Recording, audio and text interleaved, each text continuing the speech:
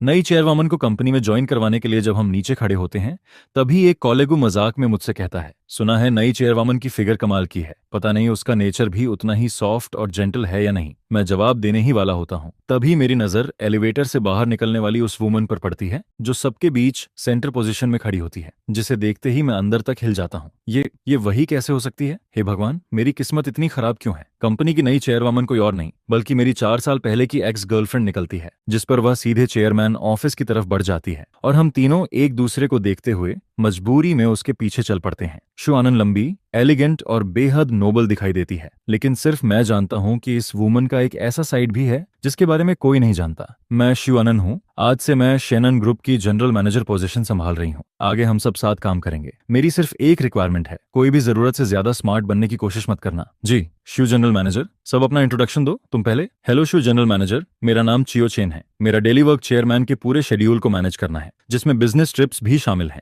Hello शु general manager, मैं Feng जेंग हूँ। आधा घंटा बाद हम तीनों चेयरमैन ऑफिस से बाहर निकलते हैं, जबकि मैं पूरी तरह खोया हुआ सा दिखाई देता हूँ।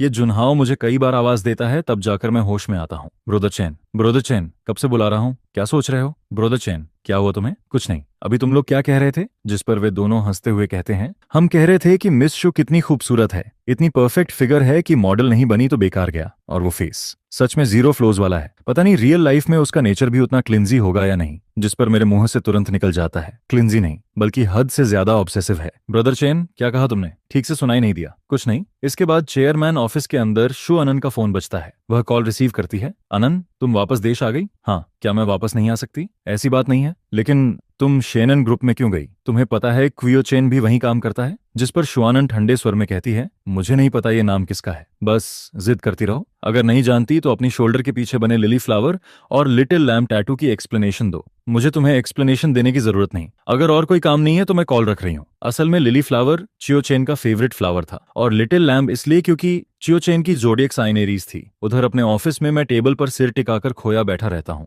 शुआनन, बहुत समय हो गया, पूरे 4 साल। शायद अब उसका बॉयफ्रेंड होगा। नहीं, शायद शादी भी हो चुकी होगी। ब्रोदर चेन, क्या हुआ? कुछ नहीं, कल रात देर तक जागा था, थोड़ा टायर्ड हूँ। मुझे ढूंढने आए थे किसी काम से। जिस पर वे बताते हैं, एचआर डिपार्टमेंट ने नोटिस भेजा है, अभी सूटेबल असिस्टेंट नहीं मिला, इसलिए हम तीनों में से किसी एक को टेम्परेरी असिस्टेंट बनाना चाहते हैं। सैलरी भी बढ़ेगी, तो फिर तुम लोग चले जाओ, मैं नहीं जा रहा। वैसे भी मुझे पैसों की ज्यादा जरूरत नहीं है, लेकिन फेंगजेंग को जरूरत है। वो और उसकी गर्लफ्रेंड इन दिनों शादी के लिए घर खरीदने की सोच रहे हैं। ब्रोदर चेन, कैपेबिलिटी के हिसाब से देखा जाए तो तुम सबसे सूटेबल हो। पुराने बॉस की नजर में तो तुम पहले से ही आधे असिस्टेंट थे। शू जनरल मैनेजर थोड़ी स्केरी लगती है, मुझे डर लगता है। जिस पर सीढ़ियों से नीचे उतर रही शू अनन अचानक रुक जाती है। क्या चियोचेन मुझसे डरता है? इतनी भी क्या डरावनी हूं मैं? हालांकि मैं थोड़ी कोल्ड दिखती हूं, लेकिन इतनी भी नहीं। और फिर मैं इतनी ब्यूटीफुल भी हूं। पता नहीं मेरा बॉयफ्रेंड जब इस फ्लॉलेस फेस को देखता होगा तो खुद को रोक पाता होगा या नहीं। उधर मेरे मुंह में अचानक पानी चला जाता है और मैं खांसने लगता हूँ। ब्रोदर चेन, अचानक क्या हुआ? कुछ नहीं। बॉयफ्रेंड क्या शायद हस्बैंड होगा। आखिर 4 साल पहले उसका फियांस भी तो था। इतना समय बीत गया, शादी तो हो ही गई होगी,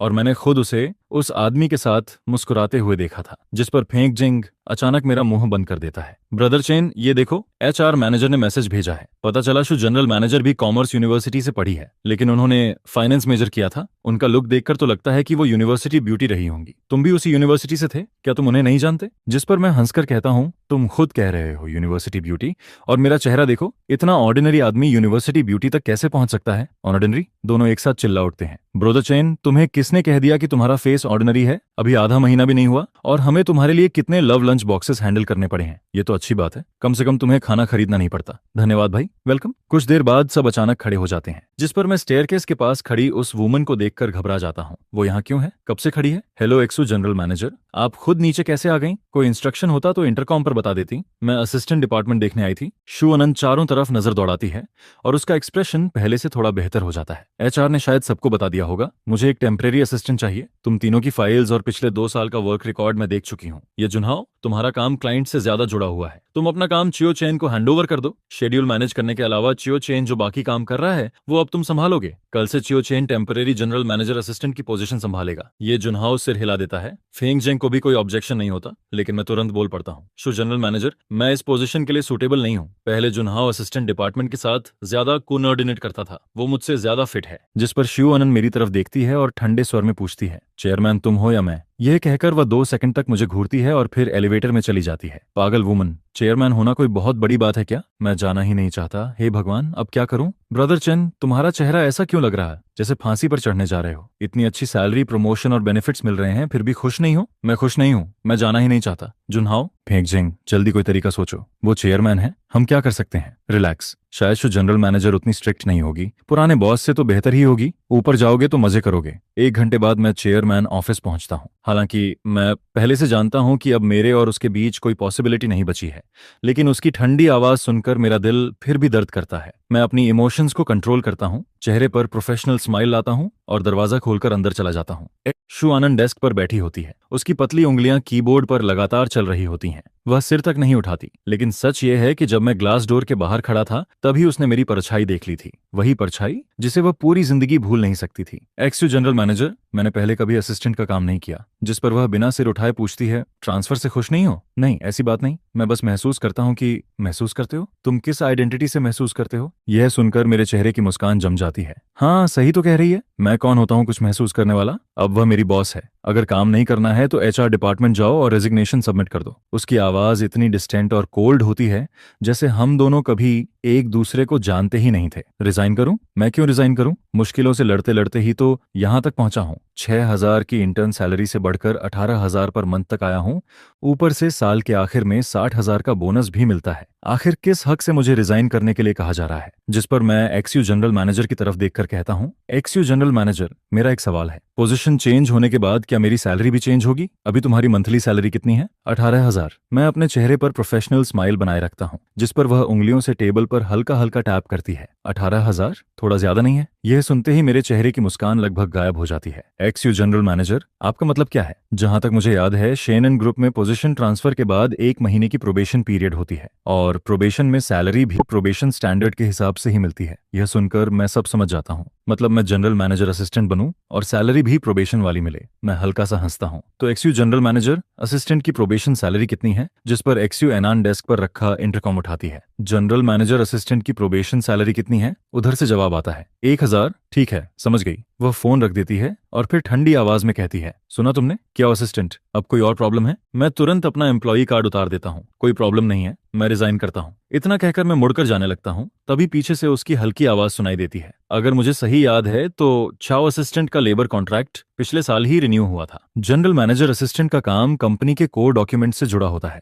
अगर रिजाइन करना है तो कम से कम 30 दिन पहले नोटिस देना होगा। साथ ही लीगल डिपार्टमेंट के साथ कोऑर्डिनेशन करके प्रॉपर हैंडओवर भी करना होगा, वरना इसे कॉन्ट्रैक्ट वायलेशन माना जाएगा और कंपनी को 24 महीने की सैलरी कंपेंसेशन देनी होगी। जिस पर वह कैलकुलेटर की तरह बिना भाव बदले आगे कहती है, कियाओ असिस्टेंट की करंट सैलरी के हिसाब से कुल 4,32,000 युआन बनते हैं। 4 साल की मेहनत को देखते हुए 4,30,000 दे देना। रिजाइन करने से पहले कंपनी अकाउंट में ट्रांसफर कर देना। मैं वहीं रुक जाता हूँ। कंपेंसेशन, लेबर कॉन्ट्रैक्ट में ऐसा कोई क्लॉज नहीं है। शू जनरल मैनेजर, क्या मुझे 90 डिग्री झुककर आपका धन्यवाद करना चाहिए कि आपने 2,000 युआन कम कर दिए? जिस पर वह बिल्कुल शांत स्वर में जवाब देती है, बाकी एम्प्लॉयज के लिए नहीं, लेकिन तुम्हारे लिए है। अब मुझे सब समझ आ जाता है। वह जानबूझकर मुझे परेशान कर रही है, जानबूझकर मुझे मुश्किल में डाल रही है। मैं दांत भींचकर कहता हूँ, कंपनी अगर एम्प्लॉयज से मैलिशियस कंपेंसेशन मांगती है तो मैं अथॉरिटी में कंप्लेन कर सकता हूँ। जिस पर शू आनंद बिना किसी रिएक्शन के खड़ी हो जाती है। कर सकते हो, वैसे बिजनेस सर्कल बहुत छोटा होता है। चाओ असिस्टेंट, प्रोफेशन चेंज करने की तैयारी पहले से कर लेना, अब मुझसे और बर्दाश्त नहीं होता। एक्सू आनंद, तुम मुझे मजबूर कर रही हो तो क्या हुआ? अगर मुझसे रिक्वेस्ट कर लो तो शायद मैं रेजिग्नेशन एप्लीकेशन अप्रूव करने के बारे में सोच सकता हूँ। कभी नहीं। मैं एम्प्लॉय कार्ड वहीं फेंक देता हूँ, ग्लास डोर को जोर से खोलता हूँ और बगल वाले असिस्टेंट ऑफिस में जाकर दरवाजा बंद कर देता हूँ। अब मेरी इमोशंस पूरी तरह फूट पड़ती हैं। 4 साल पहले मैंने उसे छोड़ दिया था, फिर भी वह आखिर चाहती क्या है और कितना चाहती है कि मैं सफर करूं? थोड़ी देर बाद मैं खुद को शांत करता हूं, कंप्यूटर खोलता हूं और रेजिग्नेशन लेटर लिखकर एचआर डायरेक्टर को मेल कर देता हूं। लेकिन 1 मिनट भी नहीं गुजरता कि रिप्लाई आ जाता है, एप्लीकेशन रिजेक्टेड। कुछ देर बाद एचआर डायरेक्टर का फोन आता है, ब्रदर चेन, तुम रिजाइन करना चाहते हो? क्या नई ट्रीटमेंट से सेटिस्फाइड नहीं हो? ब्रदर चेन, तुम कंपनी में 4 साल से हो, तुम्हारी कैपेबिलिटी सब जानते हैं। मुझे पता है कि जनरल मैनेजर असिस्टेंट के लिए 26,000 सैलरी ज्यादा नहीं है, लेकिन क्वार्टरली बोनस और ईयर एंड बोनस भी काफी अच्छा है। मैं पूरी तरह कंफ्यूज हो जाता हूँ। डायरेक्टर चेन, आप क्या कह रहे हैं? तुमने ईमेल नहीं देखा क्या? हु जनरल मैनेजर ने असिस्टेंट डिपार्टमेंट के सभी लोगों की सैलरी बढ़ा दी है। कुल 8,000 युआन इंक्रीज हुआ है। यह सुनते ही मैं जल्दी से अनरीड ईमेल खोलता हूँ और वहां साफ लिखा होता है कि मेरी सैलरी इसी महीने से एडजस्ट की जा रही है। तभी मुझे एहसास होता है शिवानंद ने मेरी सैलरी कम नहीं की थी बल्कि बढ़ाई थी। ब्रोदर चैन, सुन रहे हो? जी सुन रहा हूँ। ये शिव जनरल मैनेजर का डिसीजन है? बिल्कुल। 2 घंटे पहले जब उन्होंने तुम्हें जनरल मैनेजर असिस्टेंट बनाने का फैसला किया था तभी सैलरी इंक्रीज की बात भी की थी। फाइनेंस डायरेक्टर से डिस्कस करने के बाद ही ईमेल भेजा गया है। फोन कटने के बाद भी मुझे यकीन नहीं होता। 2 घंटे पहले यानी तब जब वह असिस्टेंट ऑफिस में नीचे आई भी नहीं थी, तो फिर अभी उसने मुझे जानबूझकर प्रोवोके क्यों किया? इसके बाद मुझे याद आता है कि जनरल मैनेजर असिस्टेंट का वर्किंग टाइम पूरी तरह बॉस के शेड्यूल पर डिपेंड करता है। बॉस जाएगा तभी एम्प्लॉई जा पाएगा, तभी वी चैट ग्रुप अचानक नोटिफिकेशन से भर जाता है। हे भगवान, सो जनरल मैनेजर मेरी गॉडेस है। अब फाइनली ओवरटाइम नहीं करना पड़ेगा। पुराने बॉस की तुलना में तो वो ब्लड सकर था। ब्रदर चैन, तुम कुछ बोल क्यों नहीं रहे? असिस्टेंट बनते ही बिजी हो गए क्या? मैं ग्रुप लिस्ट देखता हूँ। यह नया वर्क ग्रुप था जिसमें सिर्फ हम तीनों और शु आनंद थी। कुछ मिनट पहले उसने मैसेज भेजा था, अगर कोई स्पेशल सिचुएशन नहीं है तो ओवरटाइम करने की जरूरत नहीं होगी। ये जुनहा और फेंग जेंग रिप्लाई कर चुके थे, सिर्फ मैं चुप था। मैं रिप्लाई नहीं करना चाहता था। आखिर कुछ देर पहले ही तो मैंने रिजाइन करने की बात कही थी और मुझे यकीन था कि एचआर को भेजा गया मेरा ईमेल शु आनंद से छुपा नहीं होगा। जिस पर मैं सिर हिलाता हूँ, छोड़ो, मैं अपनी नौकरी करूंगा। वह अपनी बॉस वाली जिंदगी जिएगी। अपने मन को शांत करके मैं सीढ़ियों से असिस्टेंट ऑफिस की तरफ नीचे जाने लगता हूँ, जिस पर शु आनंद मेरी परछाई देखते ही तुरंत खड़ी हो जाती है। वह फोन और कार की उठाती है और एलिवेटर की तरफ बढ़ जाती है। जब एलिवेटर का दरवाजा खुलता है तो हम तीनों अंदर खड़ी शु आनंद को देखकर कुछ पल के लिए रुक जाते हैं, अंदर जाएं या नहीं, जिस पर वह खुद पूछती है, तुम लोग एलिवेटर नहीं लोगे? ये जुनहाओ सबसे पहले रिएक्ट करता है। वह हम दोनों को पकड़कर अंदर खींच लेता है। आ रहे हैं जो जनरल मैनेजर। फंगजंग अचानक मेरे चेहरे की तरफ देखता है।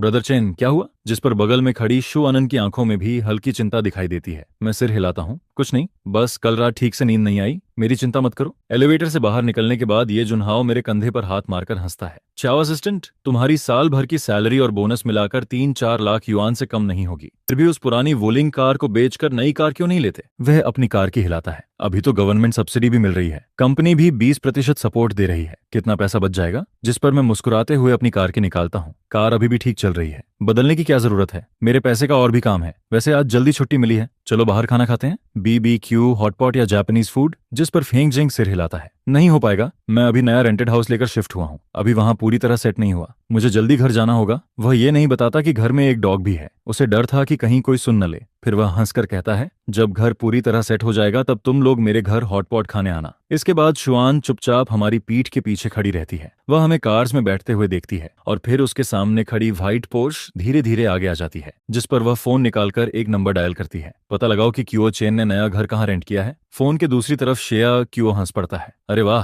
तुमने तो कहा था कि तुम्हें उसकी कोई परवाह नहीं है। शु आनंद काफी देर तक कुछ नहीं बोलती, जिसके जवाब में दूसरी तरफ से आवाज आती है, ठीक है शु जनरल मैनेजर, 10 मिनट इंतजार कीजिए। जिस पर शु आनंद संतुष्ट होकर कॉल काट देती है। इस समय रोड पर पीक ट्रैफिक चल रहा होता है। मेरा छोटा इलेक्ट्रिक कार बड़ी सफाई से गाड़ियों के बीच रास्ता बनाते हुए आगे बढ़ रहा होता है, जिसे देखकर शु आनंद का ड्राइवर खुद को रोक नहीं पाता। सच कहूं तो मुझे समझ नहीं आता, लोग ऐसी छोटी इलेक्ट्रिक कार खरीदते ही क्यों हैं? देखने में तो ठीक लगती है, लेकिन अगर एक बार आग पकड़ ले तो सिर्फ फ्रेम ही बचता है। जिस पर शु आनंद पहली बार उसकी बात का जवाब देती है, क्या ऐसी कार सच में अनसेफ होती है? ड्राइवर हंसकर कहता है, एक्सो जनरल मैनेजर, आप ही बताइए, कुछ हजार युआन की कार कितनी सेफ हो सकती है? एयर बैग्स भी सिर्फ हाई एंड मॉडल्स में आते हैं, अगर इसे टक्कर लग जाए तो। लेकिन उसकी बात पूरी होने से पहले शु आनंद बोल पड़ती है, तो टक्कर मार दो। ड्राइवर एक पल के लिए जड़ हो जाता है। शिव जनरल मैनेजर, आपने क्या कहा? मैंने कहा टक्कर मार दो। यह सुनते ही ड्राइवर की आंखें बंद हो जाती हैं और वह मजबूरी में एक्सेलरेटर दबा देता है। धड़ाम, एक जोरदार आवाज गूंजती है, लेकिन हैरानी की बात यह होती है कि मेरी इलेक्ट्रिक कार को ज्यादा नुकसान नहीं होता। उधर एक्सू आनंद की बॉडी भी झटके से नहीं हिलती, जैसे उसे इस एक्सीडेंट से कोई फर्क ही नहीं पड़ा हो। सिर्फ मेरी कार आगे बुरी तरह डगमगा जाती है, जिस पर शु आनंद ड्राइवर को घूरते हुए कहती है, तुम थोड़ा धीरे नहीं चला सकते थे? अगर उसे चोट लग जाती तो? ड्राइवर का चेहरा तुरंत उतर जाता है। शु जनरल मैनेजर, मैं कसम खाता हूं मैंने स्पीड नहीं बढ़ाई थी, मैं तो एक्सेलरेटर भी दबाने से डर रहा था। उधर जिस व्यक्ति की कार पीछे से टकराई थी वह मैं ही था, और इस समय मैं पूरी तरह कंफ्यूज्ड बैठा रहता हूँ। जब मैंने पहली बार कार चलानी शुरू की थी तब अक्सर मैं दूसरों की कार में टक्कर मार देता था, लेकिन आज पहली बार कोई मुझे पीछे से टक्कर मारता है, और वो भी इतना सोचकर मैं रियर मिरर में देखता हूँ। अगले ही पल मेरी आंखें फटी रह जाती हैं। हे भगवान, पोर्श फैंटम, अब तो मैं गया। इस बार सच में खत्म हो गया, मेरी अच्छी जिंदगी यहीं खत्म होने वाली है। जैसे ही यह ख्याल आता है मैं तुरंत वीचैट खोलकर अपना बैलेंस चेक करता हूँ। 28,300 युआन, शायद इतना काफी होगा, लेकिन यह मेरी पूरी सेविंग्स थी। इसके अलावा मेरे पास एक युआन भी नहीं बचा था। तभी विंडो पर दस्तक होती है, जिसे सुनकर मेरा दिल जोर जोर से धड़कने लगता है। मैं गहरी सांस लेता हूँ और विंडो नीचे करता हूँ। बाहर एक मिडिल एज्ड आदमी खड़ा मुस्कुरा रहा होता है। सॉरी भाई, मैं समय पर ब्रेक नहीं लगा पाया। क्या आप नीचे आकर डैमेज चेक कर सकते हैं? जो भी नुकसान हुआ है हम पूरा कंपेंसेट करेंगे। उसका एटीट्यूड इतना अच्छा होता है कि मैं मना नहीं कर पाता। ठीक है, मैं सीट बेल्ट खोलकर नीचे उतर जाता हूँ, लेकिन जैसे ही पीछे जाकर कार देखता हूँ मेरी आंखों के आगे अंधेरा छा जाता है। उस मोमेंट में मुझे अपना दुखद फ्यूचर साफ दिखाई देने लगता है। आप लोग सच में पूरा कॉम्पेंसेशन देंगे? मुझे पैसे नहीं देने पड़ेंगे ना? बिल्कुल नहीं। आप बताइए कैसे सेटल करना है। उधर कार के अंदर बैठी शु अनन मन ही मन सोच रही होती है, एक नई कार खरीद कर देनी पड़ेगी। लेकिन सामने खड़ा यह आदमी इतना सीधा क्यों है? मुझे मुश्किल में मत डालो। मैं अपनी कार के उखड़े हुए पेंट को हाथ से छूता हूँ। दिल से खून बह रहा होता है, लेकिन फिर भी मैं पॉलिट बना रहता हूँ। कोई जरूरत नहीं है, आपकी कार तो मेरी कार से ज्यादा खराब लग रही है, मैं खुद ठीक करवा लूंगा, इतनी सी बात है। तभी शु आनंद कार से नीचे उतरती है। ड्राइवर तुरंत सीधा खड़ा होकर रिपोर्ट देता है, मिस शु, ये जेंटलमैन कह रहे हैं कि कंपेंसेशन की जरूरत नहीं है। जिस पर शु अनन उसे घूर कर देखती है। ड्राइवर तुरंत चुप हो जाता है। इसके बाद शु अनन मेरी तरफ देखकर कहती है, मुझे बहुत अफसोस है, मेरे ड्राइवर ने थोड़ी ज्यादा स्पीड में गाड़ी चला दी, हम कंपेंसेशन देंगे। ड्राइवर की आंखें बाहर निकल आती हैं। अरे मेरी गलती? क्या आपने खुद नहीं कहा था कि टक्कर मारो? अब पूरा ब्लेम मेरे ऊपर डाल दिया? क्या दुनिया में कोई जस्टिस नहीं बचा? उधर मैं उसकी आवाज सुनते ही जम जाता हूँ। एक्सयू जनरल मैनेजर। एक्सयू अनान बस हल्का सा हम कहती है, फिर शांत स्वर में बोलती है, या तो नई कार खरीद लो और बिल मुझे भेज देना, या कंपनी तुम्हारे लिए कार खरीद देगी। दोनों में से एक ऑप्शन चुन लो। नहीं, जरूरत नहीं है, मेरी कार अभी भी ठीक चल रही है, बदलने की कोई जरूरत नहीं। जिस पर शु आनंद कुछ सेकंड तक चुप रहती है, फिर कहती है, कल सुबह मेरे ऑफिस में आना, क्योंकि अगर चियो चेन खुद कार खरीदेगा तो फिर से बिल्कुल यही मॉडल खरीद लेगा। शु जनरल मैनेजर, सच में जरूरत नहीं है, सिर्फ थोड़ा पेंट निकला है, ये कार इस्तेमाल करने में काफी कन्वीनियंट है। शु एनान हल्का सा हंसती है। कन्वीनियंट? उसका रिएक्शन देखकर मैं कंफ्यूज्ड हो जाता हूँ। मैं कुछ बोलने ही वाला होता हूँ कि अचानक वह ऐसा काम कर देती है जिससे मैं डर जाता हूँ। अरे अरे अरे, तुम क्या करने वाली हो? मैं देखता हूँ कि शु अनन वापस कार में बैठ चुकी है और कार धीरे धीरे रिवर्स होने लगती है, जिस पर मुझे तुरंत उसकी इंटेंशन समझ आ जाती है। मैं भागकर कार के सामने खड़ा हो जाता हूँ। शु अनन, तुम पागल हो गई हो क्या? तुरंत कार रोको। पास खड़ा ड्राइवर दंग रह जाता है। यह आदमी कितना बहादुर है, सीधे शु जनरल मैनेजर का नाम लेकर चिल्ला रहा है। तभी विंडो नीचे होती है। शु अनन सिर बाहर निकालती है। ओल्ड शु, उसे हटाओ। ड्राइवर तुरंत घबरा जाता है। सर माफ कीजिए। इसके बाद वह मुझे खींचकर साइड कर देता है। अगले ही पल धड़ाम, एक और जोरदार आवाज गूंजती है। मैं स्तब्ध खड़ा अपनी इलेक्ट्रिक कार को पलटते हुए देखता रहता हूँ। पूरी कार मेरी आंखों के सामने बर्बाद हो जाती है, जिस पर मैं गुस्से से चिल्ला उठता हूँ, शु आनंद, क्या तुम्हें कोई बीमारी है? फालतू में मेरी कार क्यों तोड़ रही हो? लेकिन शु आनंद मेरी बर्बाद कार की तरफ देखती तक नहीं। उधर ड्राइवर का दिल जरूर रो रहा होता है। आखिर यह ग्लोबल लिमिटेड एडिशन पोर्शे थी। इतने अमीर लोग भी क्या ऐसे पैसे उड़ाते हैं? यह तो करोड़ों की कार थी और उसने बिना सोचे टक्कर मार दी। इसके बाद शु अनन मेरे सामने आकर रुकती है। कल सुबह मेरे ऑफिस में आना। मैं उसकी बात को पूरी तरह इग्नोर कर देता हूँ, बस इंश्योरेंस कंपनी को कॉल लगाने लगता हूँ। यह देखकर शु अनन मेरी टूटी हुई कार के सहारे टिक जाती है। उसका एटीट्यूड ऐसा होता है जैसे वह आज मेरे साथ अंत तक लड़ने वाली हो। तभी ड्राइवर धीरे से पूछता है, एक्सयू जनरल मैनेजर, क्या इंश्योरेंस को कॉल करें? जिस पर शु अनन तुरंत जवाब देती है, इंश्योरेंस को क्यों बुलाना है? क्या मैं एक टूटी हुई कार का पैसा नहीं दे सकती? ड्राइवर उसकी पोर्श के टूटे हुए फ्रंट बम्पर को देखता है और मन ही मन रो पड़ता है। तो आपकी कार का क्या होगा? जिस पर शु अनन मेरी तरफ देखते हुए कहती है, अगर रिपेयर नहीं हो सकती तो फेंक दो। ड्राइवर राहत की सांस लेता है। चलो अच्छा हुआ, कम से कम पूरी कार नहीं फेंकी जाएगी। पीक ट्रैफिक होने की वजह से इंश्योरेंस कंपनी करीब 1.5 घंटे बाद पहुंचती है, जिस पर इंश्योरेंस स्टाफ मेरी पलटी हुई इलेक्ट्रिक कार और सामने खड़ी पोर्श को देखकर कांपती आवाज में पूछता है, मिस्टर क्यू, आप श्योर हैं कि उन्होंने आपकी कार को टक्कर मारी है? कहीं आपने खुद तो कार नहीं पलटी? मैं तुरंत गुस्से में बोल पड़ता हूँ, क्या तुम्हें हालात दिखाई नहीं दे रहे? फालतू बातें बंद करो, सीधे नुकसान का एस्टिमेट बनाओ और उससे कॉम्पेंसेशन दिलवाओ। मैं गुस्से से भरा हुआ होता हूँ। शु अनन सच में मेरे पीछे पड़ा हुआ भूत लग रही थी। जब भी उससे सामना होता है कुछ अच्छा नहीं होता। एक्सीडेंट का मामला निपटाने के बाद मुझे अचानक याद आता है, लाइटनिंग अभी भी घर पर अकेला है। मैं स्टाफ से कहता हूँ, कार का मामला आप लोग संभाल लीजिए, अगर कोई प्रॉब्लम हो तो मुझे कांटेक्ट कर लेना। यह कहकर मैं कार से अपनी वैल्यूएबल्स और बैंक कार्ड्स निकालता हूँ, फिर पैदल ही ओवरब्रिज की तरफ चल पड़ता हूँ। जिस पर शु अनन मुझे भीड़ के बीच अकेले चलते हुए देखती है। वह धीरे से एक लंबी सांस छोड़ती है और फिर चुपचाप मेरे पीछे चल पड़ती है। मैं उसे अपने पीछे आते देख तुरंत चिल्लाता हूँ, मेरे पीछे मत आओ। जिस पर वह कहती है, क्यों? इस सड़क में तुम्हारा भी हिस्सा है क्या? जो मुझे चलने नहीं दोगे? यह सुनकर मैं भी उसे इग्नोर कर देता हूँ और बस ओखली उठाकर आगे चलता जाता हूँ। किस्मत अच्छी रहती है कि फ्लाईओवर से उतरने के बाद सिर्फ 2 ट्रैफिक लाइट पार करते ही मेरी नई किराए की जगह आ जाती है। ज्यादा दूर नहीं होती, नहीं तो शायद मैं थक कर ही मर जाता। मैंने जो अपार्टमेंट किराए पर लिया होता है वह एक छोटा सा फ्लैट होता है जिसमें एक बेडरूम और एक लिविंग रूम होता है। ठीक उसी समय एक कपल उसे ट्रांसफर कर रहा होता है, इसलिए मुझे काफी अच्छा डील मिल जाता है। जिस पर कॉरिडोर में घुसने से पहले मैं आदत से मजबूर होकर पीछे मुड़कर एक बार देखता हूँ, लेकिन वहां उसका कोई निशान नहीं दिखता। यह देखकर मैं राहत की सांस लेता हूँ, लेकिन मुझे बिल्कुल भी अंदाजा नहीं होता कि जिस पल मैं मुड़कर अंदर जाता हूँ उसी पल कोने में छिपी खड़ी महिला बाहर निकल आती है। शू आनंद नीचे खड़ी समय का अंदाजा लगाती है। जिस फ्लोर पर लाइट जलती हुई दिखती है उसे देखकर वह तुरंत समझ जाती है तो 8वीं मंजिल पर रहता है, जिस पर वह धीरे से बड़बड़ाती है, च्योचेन, तुम मुझसे बचकर नहीं निकल सकते। उधर जैसे ही मैं पासवर्ड लॉक खोलकर दरवाजा खोलता हूँ तभी मुझे एक बेहद नाराज सी कराह सुनाई देती है, जिस पर मैं तुरंत उसे गोद में उठा लेता हूँ। लाइटनिंग, पापा आ गए। सब उस औरत की वजह से हुआ? आह नहीं, उस बुरी औरत की वजह से पापा को इतनी देर हुई। लाइटनिंग एक कॉर्गी डॉग होता है। मैंने उसे उस समय पाला था जब मैं और शू आनंद रिलेशनशिप में थे। जब हमारा ब्रेकअप हुआ था तब शू आनंद की नजर बचाकर मैं उसे चुपके से अपने घर ले आया था। इसके बाद नहाने के बाद मैं लाइटनिंग को नीचे घुमाने ले जाने का सोचता हूँ और साथ में डिनर भी खरीदने का प्लान बनाता हूँ। शायद बहुत देर से घर में बंद रहने की वजह से लाइटनिंग जैसे ही नीचे पहुंचता है वह खुशी से इधर उधर भागने लगता है। लाइटनिंग, धीरे भाग, मैं सच में तुझसे हार गया हूँ। ये छोटा सा बदमाश इतना एनर्जेटिक कैसे है? आखिर मैं तुझे घुमाने लाया हूँ या तू मुझे घुमा रहा है? जब हम रेजिडेंशियल एरिया के गेट तक पहुंचते हैं तभी शू आनंद ड्राइवर की गाड़ी में बैठ रही होती है। रियर व्यू मिरर में मेरी जानी पहचानी परछाई दिखते ही वह तुरंत गाड़ी रुकवाती है, जिस पर गाड़ी धीरे से रुक जाती है और मैं कुत्ते को खींचते हुए धीरे धीरे भागता नजर आता हूँ। यह दृश्य शू आनंद की आंखों में पड़ता है, जिसे देखकर वह गुस्से में हंस पड़ती है। तो यह आदमी सिर्फ मेरा दिल ही नहीं चुराता, मेरा कुत्ता भी चुरा लेता है। जिस दिन ब्रेकअप हुआ था उस दिन वह बार में बुरी तरह नशे में धुत हो गई थी। घर लौटकर उसने देखा था कि दरवाजा खुला हुआ है और कुत्ता भी गायब है। उसने सोचा था कि शायद डॉग खुद भाग गया होगा। उसने रिवॉर्ड तक घोषित कर दिया था, लेकिन फिर भी लाइटनिंग नहीं मिला था। उसे क्या पता था कि कोई डॉग थीफ ही उसे उठा ले गया था।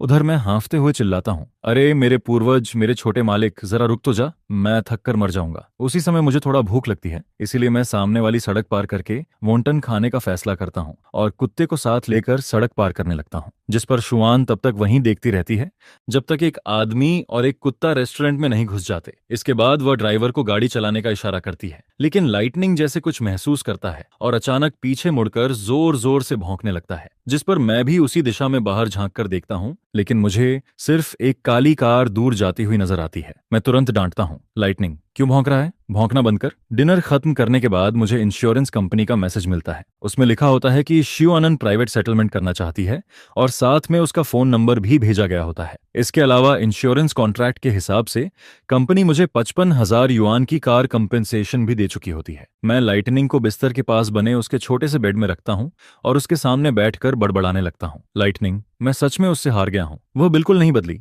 अब भी उतनी ही परेशान करने वाली है। कुछ देर बात करने के बाद मैं फर्श पर बैठ जाता हूँ और उसके सिर को सहलाने लगता हूँ। अब क्या करूं लाइटनिंग? पापा ने बहुत कोशिश की थी कि उसके बारे में ना सोचें, फिर वह दोबारा क्यों सामने आ गई? शायद उसकी शादी भी हो चुकी होगी, है ना? यह सुनकर छोटा कुत्ता अपने मालिक की उदासी महसूस करता है और मेरा हाथ चाटने लगता है, जिस पर मैं हंसते हुए पूछता हूँ, लाइटनिंग, तुझे अपना असली पापा चाहिए या नया अंकल? अगर अंकल चाहिए तो मैं तुझे तेरी माँ को वापस कर दूंगा। लाइटनिंग कुछ बार कराहता है, जिस पर मैं उसके सिर पर थपकी देता हूँ, उसे वापस उसके बेड में रखता हूँ और खुद बिस्तर पर चढ़ जाता हूँ। इसके बाद मैं फोन खोलता हूँ और दूसरे अकाउंट में लॉगिन करता हूँ। उस अकाउंट की ब्लैकलिस्ट में एक इंसान मौजूद होता है जिसका नाम कंपनी वर्क ग्रुप वाली शू आनंद से बिल्कुल मिलता है। उसने अब तक अपना वीचैट अकाउंट नहीं बदला होता, जिस पर मेरे मन में अचानक एक ख्याल आता है, क्या वह अब तक मेरा इंतजार कर रही थी? यह सोचकर न जाने क्या होता है कि मैं उसे ब्लैकलिस्ट से हटा देता हूँ। उधर शू आनंद नहाने के बाद बाथरोब पहनकर सोफा पर बैठी होती है। एक हाथ में फोन और दूसरे हाथ में रेड वाइन का ग्लास होता है। उसकी दोस्त हंसते हुए कहती है, प्यार नहीं करती थी ना, फिर उसका एड्रेस क्यों निकलवाया? आधी रात को चोरी करने जाओगी या बदला लेने? सिर्फ ब्रेकअप ही तो हुआ है, इतना भी क्या? जिस पर शू आनंद अचानक पूछती है, उसकी माँ की मौत कब हुई थी? शायद तुम दोनों के ब्रेकअप के करीब 6 महीने बाद। यह सुनकर शू आनंद वीचैट खोलती है और आदत के मुताबिक सबसे ऊपर पिंड चैट पर क्लिक करती है। आखिरी मैसेज अब भी 4 साल पहले वाले दिन का होता है। ब्रोदर चेन, क्या अब आपको मेरी जरूरत नहीं रही? यहाँ तक कि लाइटनिंग भी मुझे नहीं चाहिए? वह ऊपर स्क्रॉल करती है और सैकड़ों मैसेजेस देखती है, जिनमें से एक भी सफलतापूर्वक डिलीवर नहीं हुआ था। लेकिन इस बार जैसे ही उसकी उंगलियां स्क्रीन पर चलती हैं, मैसेज अचानक सेंड हो जाता है। यह देखकर शू आनंद तुरंत वाइन ग्लास नीचे रखती है और मैसेज रिकॉल करना चाहती है, लेकिन तब तक बहुत देर हो चुकी होती है, जिस पर वह मजबूरी में वर्क ग्रुप खोलती है और चियाओ चेन को फ्रेंड रिक्वेस्ट भेज देती है। कुछ मिनट इंतजार करने के बाद भी कोई रिस्पॉन्स नहीं आता, जिस पर वह दांत भींच कर कहती है, ठीक है चेन, बहुत अच्छे, तुम सच में बहुत अच्छे हो। अगली सुबह अलार्म बजने से पहले ही मैं डॉग की जीभ से जाग जाता हूँ। ओह नहीं, देर हो गई, ऑफिस के लिए लेट हो जाऊंगा। जिस पर मैं लाइटनिंग को गोद में भरकर उसके सिर को रगड़ता हूँ। फिर फोन उठाता हूँ और देखता हूँ कि एक अनरीड मैसेज आया हुआ है। मैं उसे खोलने ही वाला होता हूँ कि फोन हाथ से फिसल कर सीधे कुत्ते के सिर पर गिर जाता है, जिस पर लाइटनिंग दर्द से चीख उठता है। मैं तुरंत उसे गले लगाकर किस करता हूँ और फिर फोन देखने लगता हूँ। वह मैसेज उसी इंसान का होता है जिसे मैंने पिछली रात ब्लैकलिस्ट से हटाया था। उसमें सिर्फ कुछ शब्द लिखे होते हैं, तुमने मेरा कुत्ता चुरा लिया। यह देखकर मैं लाइटनिंग का मुंह पकड़कर नाटक करने लगता हूँ। सच सच बता, क्या तूने अपनी माँ को बता दिया कि तू पापा के पास है? जल्दी बोल, क्या पापा तेरे साथ अच्छा व्यवहार नहीं करते? बेचारा लाइटनिंग बेहद मासूम चेहरा बनाता है। आखिर असली विक्टिम तो वही होता है। मैं उसके मैसेज का रिप्लाई नहीं करता। उसे दोबारा ब्लैकलिस्ट में डालना चाहता हूँ, लेकिन फिर लगता है कि ऐसा करना जरूरत से ज्यादा सस्पिशियस होगा, जिस पर मैं सोचता हूँ कि छोड़ो, दूसरा अकाउंट ही इस्तेमाल करता हूँ। लेकिन अकाउंट स्विच करते ही मुझे एक फ्रेंड रिक्वेस्ट दिखाई देती है। मेरा इंस्टिंक्ट उसे रिजेक्ट करने का होता है, लेकिन फिर याद आता है कि अब वह मेरी बॉस है। अगर फ्रेंड रिक्वेस्ट एक्सेप्ट नहीं की तो अच्छा नहीं लगेगा। कुछ देर सोचने के बाद मैं खुद को समझाता हूँ, छोड़ो, ऐसा दिखाता हूँ जैसे मैंने देखा ही नहीं। आखिर कौन सा नॉर्मल बॉस आधी रात को एम्प्लॉय को वीचैट पर ऐड करता है? इसके बाद मैं ब्रश करके फ्रेश होता हूँ। तभी अचानक याद आता है कि मेरी कार तो उस कैपिटलिस्ट बॉस ने पलट दी थी, जिस पर मजबूर होकर मुझे टैक्सी पकड़कर ऑफिस जाना पड़ता है। रश आवर की वजह से टैक्सी का इंतजार करने में ही 10 मिनट से ज्यादा लग जाते हैं। जब मैं कंपनी लॉबी में पहुंचता हूं, तब तक लगभग लेट होने वाला होता हूं। मैं देखता हूं कि एलिवेटर का दरवाजा बंद होने ही वाला है, जिस पर मैं तुरंत चिल्लाता हूं, रुको 1 मिनट। लेकिन जैसे ही अंदर पहुंचता हूं, मेरी नजर शू अनन और फाइनेंस डायरेक्टर पर पड़ती है। उन्हें देखकर मैं कुछ सेकंड के लिए जम जाता हूं। हालत बेहद अजीब हो जाती है, लेकिन आखिरकार मैं मजबूरी में चेहरा सख्त करके एलिवेटर के अंदर कदम रख देता हूं। ऐसी ऑकवर्ड सिचुएशन की तुलना में मुझे अपनी अटेंडेंस बोनस की ज्यादा चिंता होती है। आखिरकार मैं शालीनता से दोनों को ग्रीटिंग देता हूं। हेलो चूतोंग, हेलो डायरेक्टर जांग। शाओचेन, आज बड़ी मुश्किल से तुम्हें टाइम पर ऑफिस आते देख रहा हूं। सुबह वाला मैसेज मिलने के बाद अब तो मेरी हिम्मत ही नहीं होती कि बगल में खड़ी उस औरत की तरफ देख भी सकूं। आखिर उसे पता चल गया कि मैंने लाइटनिंग को चुराया था, या फिर उसने गलती से किसी और को मैसेज भेज दिया था। मुझे खुद भी समझ नहीं आता, जिस पर मैं जवाब देता हूँ, आज टैक्सी लेकर आया हूँ, इसलिए थोड़ा लेट हो गया। टैक्सी? तो तुम्हारी इलेक्ट्रिक बाइक कहाँ गई? यह सुनकर मैं मजबूरन जवाब देता हूँ, किसी ने टक्कर मारकर पलट दी। कौन था? ड्राइविंग स्किल इतनी खराब किसकी थी? मैं बाहर से तो बस हल्की सी मुस्कान देता हूँ, लेकिन अंदर ही अंदर सोच रहा होता हूँ, क्या वो इंसान तुम्हारे बगल में खड़ा नहीं है? लेकिन मानना पड़ेगा, उसकी ड्राइविंग स्किल सच में बहुत खराब है। उसी समय एलिवेटर 16वीं मंजिल पर रुकता है, जिस पर फाइनेंस डायरेक्टर हाथ हिलाकर हम दोनों को बाय बोलता है और एलिवेटर से बाहर निकल जाता है। अब अंदर सिर्फ मैं और शू अनान बचे होते हैं। अचानक माहौल बेहद अजीब हो जाता है। मैं लगातार डिस्प्ले पैनल पर बदलते हुए नंबर्स को घूरता रहता हूँ। जब तक एलिवेटर 30वीं मंजिल पर नहीं पहुंच जाता, मैं 1 सेकंड के लिए भी उसकी तरफ देखने की हिम्मत नहीं करता। जैसे ही दरवाजा खुलता है, मैं बिजली की तरह बाहर निकल जाता हूँ और सीधे इमरजेंसी स्टेयरकेस की तरफ बढ़ने लगता हूँ। उधर सेक्रेटरी ऑफिस में 2 लोग मीटिंग कर रहे होते हैं। वे अभी ग्रीटिंग भी नहीं कर पाते कि उनके सामने से हवा का झोंका निकल जाता है। जून हाओ, अभी जो भागा वो क्वियो चेन था ना? जिस पर यह जून हाओ जवाब देने ही वाला होता है कि तभी शू अनन को आता देख वह तुरंत कॉफी कप नीचे रख देता है और खड़ा हो जाता है। हेलो शुटोंग, फेंगजिंग थोड़ा देर से नोटिस करता है। जब तक वह ग्रीटिंग देने की तैयारी करता, तब तक शू अनन प्राइवेट एलिवेटर में प्रवेश कर चुकी होती है, जिस पर फेंगजिंग उत्सुकता से पूछता है, तो छाओचन इतनी तेजी से इसलिए भागा क्योंकि वह छूतों के साथ एलिवेटर में था, लेकिन आज वह लेट कैसे हो गया? नॉर्मली तो सबसे पहले वही ऑफिस आता है। उधर मैं सिर्फ 1 सेकंड में अपने ऑफिस के अंदर घुस चुका होता हूँ। एलिवेटर रुकने से पहले भी इक्सू अनान मेरी परछाई देख लेती है। जनरल मैनेजर असिस्टेंट ऑफिस का ग्लास डोर हल्का सा कांपता है,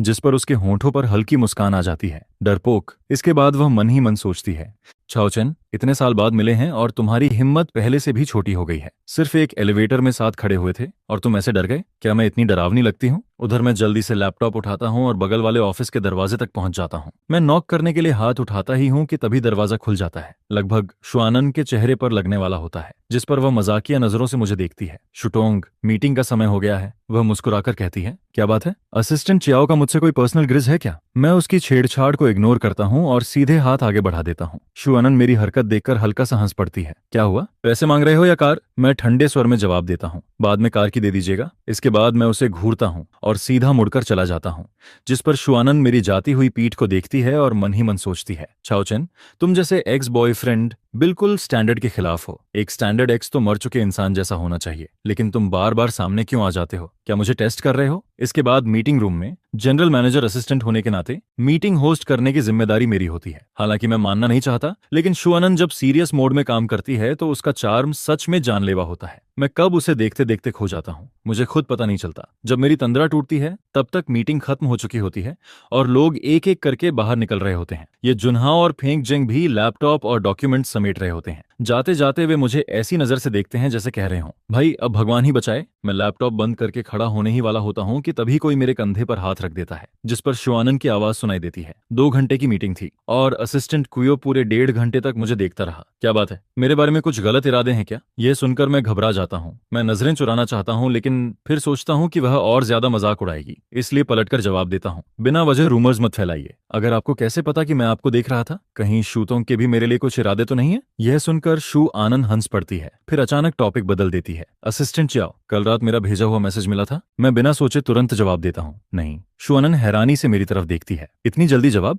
क्या हुआ? असिस्टेंट क्वियो डर गया क्या? इसके बाद वह मुस्कुराकर पूछती है, तो मेरे डॉग को चुराने वाली बात का क्या करेंगे? उसका तीर सीधे निशाने पर लगता है, जिस पर मैं अनजान बनने की कोशिश करता हूँ। शूटोंग, बात करने के लिए एविडेंस भी होना चाहिए, हम दोनों इतने क्लोज भी नहीं हैं। आपका डॉग खो गया, इससे कैसे साबित हो गया कि मैं नहीं चुराया? शू आनंद देखती है कि मैं किसी भी हालत में मानने वाला नहीं हूँ, जिस पर उसके चेहरे की मुस्कान और गहरी हो जाती है। इसके बाद वह धीरे धीरे मेरी तरफ बढ़ने लगती है। वह एक कदम आगे बढ़ती है तो मैं एक कदम पीछे हट जाता हूँ। वह फिर आगे बढ़ती है और मैं फिर पीछे हट जाता हूँ। ऐसे करते करते वह मुझे मीटिंग रूम के कोने तक धकेल देती है। अब मेरे पीछे हटने की कोई जगह नहीं बचती। मैं मजबूर होकर पूछता हूँ, आखिर आप चाहती क्या है? शू आनंद होंठों पर मुस्कान लाकर कहती है, यह सच है कि मेरा डॉग गायब हुआ था, लेकिन मुझे याद नहीं कि मैंने कभी साफ साफ कहा हो कि उसे तुमने चुराया था। और रही बात क्लोज न होने की, तो मुझे सबसे ज्यादा क्या पसंद है? असिस्टेंट क्यूओ को तो ये सबसे अच्छे से पता होना चाहिए। इतना सब जानने के बाद भी कहोगे कि हम क्लोज नहीं हैं? मैं तुरंत जवाब देता हूँ, शूटोंग को क्या पसंद है यह तो आपके हस्बैंड को ज्यादा अच्छी तरह पता होगा। मुझे सिर्फ अपनी गर्लफ्रेंड की पसंद पता होती है। अगर और कोई काम नहीं है तो कृपया रास्ता दीजिए, मुझे काम करना है। यह सुनते ही शू आनंद का चेहरा बदल जाता है।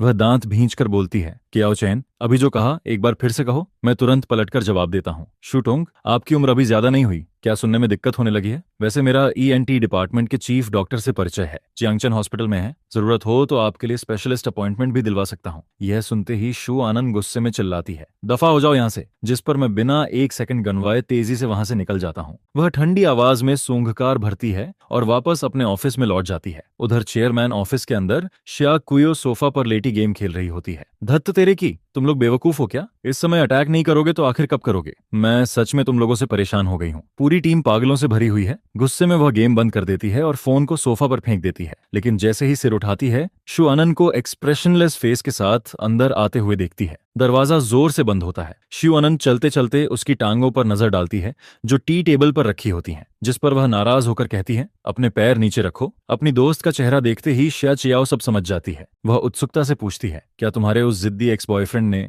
फिर से तुम्हें गुस्सा दिला दिया? शू आनंद तुरंत जवाब देती है, बोलना नहीं आता तो चुप रहा करो, मेरे दिल में उस इंसान के लिए कुछ नहीं है। श्या चियाओ हंस पड़ती है, ओह, मैंने उसका नाम भी नहीं लिया और तुम्हें पता चल गया कि मैं किसकी बात कर रही हूँ। मान लो अनान, तुम अब भी उससे प्यार करती हो। 4 साल बीत गए लेकिन तुम अब तक उसे भूल नहीं पाई। यह सुनकर शू आनंद तुरंत विरोध करती है, मैं उससे प्यार करती हूँ? दिन दहाड़े सपने देख रही हो क्या? मुझे लगता है तुम पागल हो गई हो। लेकिन श्या चियाओ बिल्कुल नाराज नहीं होती। वह आराम से सोफा पर टिककर कहती है, चलो मैं याद दिला देती हूँ, तुम्हारा बॉयफ्रेंड भी नहीं है, यहाँ तक कि डॉग भी खो गया। सच में बहुत दयनीय हो प्रेसिडेंट शू। यह सुनकर शू एनान के हाथ में पकड़ा फाउंटेन पेन रुक जाता है। इसके बाद वह फोन निकालती है और कुछ टाइप करती है, मुझे डॉग थीफ मिल गया। श्या चियाओ उछल पड़ती है, कमाल है, लाइटनिंग को खोए हुए 4 साल हो गए और तुमने अब जाकर ढूंढ निकाला? डॉग मिला है या थीफ? जिस पर शू आनंद एक एक शब्द दबाकर बोलती है, दोनों मिल गए। इसके बाद वह डेस्क पर रखा लैंडलाइन उठाती है और एक नंबर डायल करती है। उधर मैं बगल वाले ऑफिस में बॉस का शेड्यूल अरेंज कर रहा होता हूँ। तभी डेस्क पर रखा इंटरनल फोन अचानक बज उठता है। मैं कॉल रिसीव करता हूँ, जिस पर दूसरी तरफ से शू आनंद की आवाज आती है, कियाओ चेन, 2 कप कॉफी बनाकर मेरे ऑफिस में लेकर आओ। सुनिए जरा, कॉफी बनाना तो मेरी जॉब डिस्क्रिप्शन में नहीं आता ना, कॉफी तो आमतौर पर फेंकजिंग बनाता है, फिर मुझे ही क्यों बुला रही हैं? यह सुनकर शू आनंद कुछ सेकंड के लिए चुप रह जाती है। तो क्या मैं खुद बनाऊं?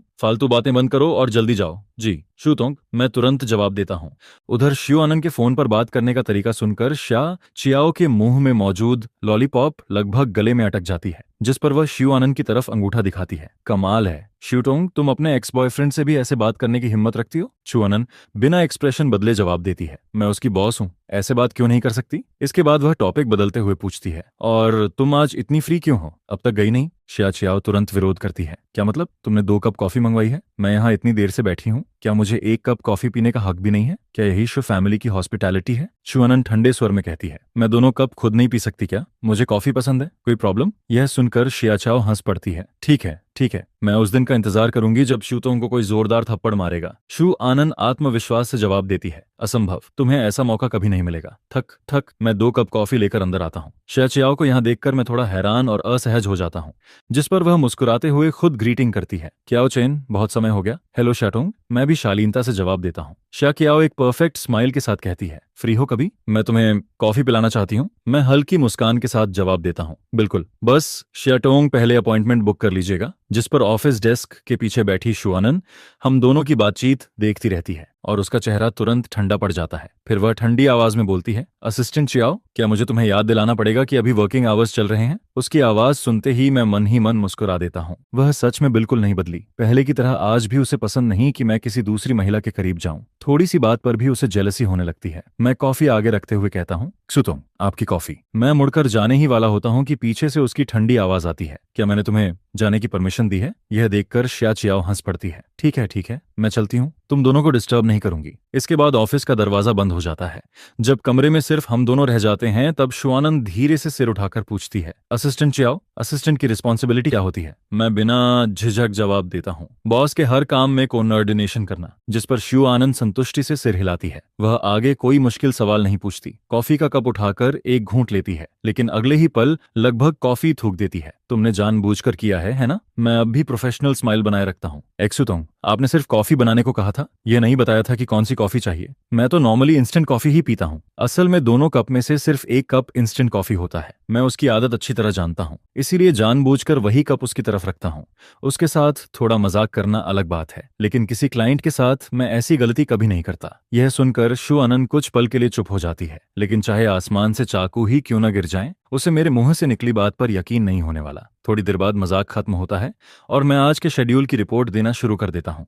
रिपोर्ट खत्म होने पर शुआन अपनी पॉकेट से कार की निकालकर डेस्क पर रखती है, फिर मेरी तरफ देखते हुए कहती है, यह तुम्हारे लिए है, कार कंपेंसेशन। मैं तुरंत मना कर देता हूँ, जरूरत नहीं है शुटोंग, मेरी पुरानी कार की कीमत शायद इस नई कार के एक व्हील के बराबर भी नहीं होगी। इंश्योरेंस कंपनी पहले ही कंपेंसेशन दे चुकी है। शुआनन भौहें उठाकर पूछती है, तो क्या हुआ? क्या तुम्हें पैसे से मार रही हूं मैं? मेरी माँ की तरह मैं भी वही मानती हूँ। मैंने तुम्हारी कार को टक्कर मारी है तो नई कार देना मेरा फर्ज है, और अगर चाहो तो कैश भी ले सकते हो। इसके बाद वह अचानक टॉपिक बदल देती है, वैसे असिस्टेंट चियाओ, तुमने मेरा कॉन्टैक्ट ऐड क्यों नहीं किया? अगर मुझे कभी तुम्हें ढूंढना हुआ तो क्या करूंगी? मैं तुरंत जवाब देता हूँ, इंटरनल वर्क ग्रुप के जरिए कॉन्टैक्ट कर सकती हैं। मेरी बात पूरी भी नहीं होती कि वह बीच में बोल पड़ती है, तो अब फैसला करो, खुद फ्रेंड रिक्वेस्ट एक्सेप्ट करोगे या फिर मैं तुम्हारा नाम वर्क ग्रुप में टैग करूं? यह सुनते ही मैं तुरंत फोन निकाल लेता हूं, उसके सामने फ्रेंड रिक्वेस्ट एक्सेप्ट करता हूं। शूटोंग, अब ठीक है? जिस पर शू अनंत संतुष्ट होकर सिर हिलाती है। हाँ, अब जाकर काम करो। जी शूटोंग। मैं मुड़कर बाहर निकलने लगता हूँ, लेकिन तभी उसे जैसे कुछ याद आता है। छाओचन, मैं सिर्फ 2 कदम ही चला होता हूँ। मन ही मन सोचता हूँ, अब ये फिर क्या नया ड्रामा शुरू करने वाली है? क्या सारी बातें एक बार में नहीं कर सकती?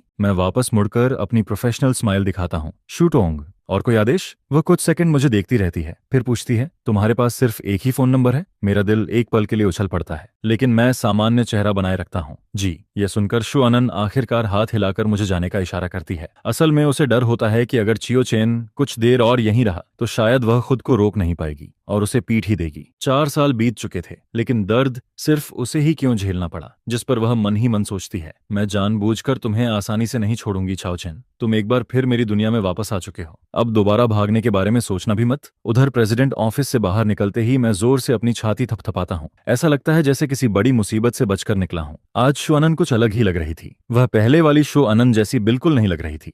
लेकिन तभी मुझे अचानक याद आता है कि नए घर में अभी तक सिक्योरिटी कैमरा नहीं लगाया है, जिस पर मैं तुरंत ऑनलाइन जाकर 2 कैमरों ऑर्डर कर देता हूँ। लंच ब्रेक के दौरान मैं कैफेटेरिया में चारों तरफ नजर दौड़ाता हूँ, फिर खुद ही सिर हिलाता हूँ। शुअनन जैसी बॉस यहाँ क्यों आएगी? वह आखिर कंपनी की प्रेसिडेंट है, ऐसी जगहों पर आने की जरूरत ही क्या है? उसी समय फेंगजेंग बोल पड़ता है, सच कहूं तो शूतोंग बहुत अच्छी बॉस है। पहले वाला झो बापी तो हर दिन बेवजह प्रॉब्लम निकालता रहता था, शूतोंग बिल्कुल अलग है। मैं हंसकर पूछता हूँ, वह बूढ़ा झो बापी क्या कहता था? फेंगजेंग तुरंत उसकी नकल करता है, अगर सब कुछ मैं ही बता दूं तो फिर तुम्हें सेक्रेटरी रखकर क्या फायदा? हम लोग बात कर ही रहे होते हैं कि ये जुनहाओ सुबह वाली बात छेड़ देता है। चाओचन, आज सुबह क्या हुआ था? ऐसे भाग क्यों रहे थे जैसे कोई भूत पीछे पड़ गया हो? मैं बेबस होकर जवाब देता हूँ, पूछो मत। कल रात मेरी कार पलट गई थी। तुम्हें चोट तो नहीं लगी? मैं सिर हिलाकर मना करता हूँ।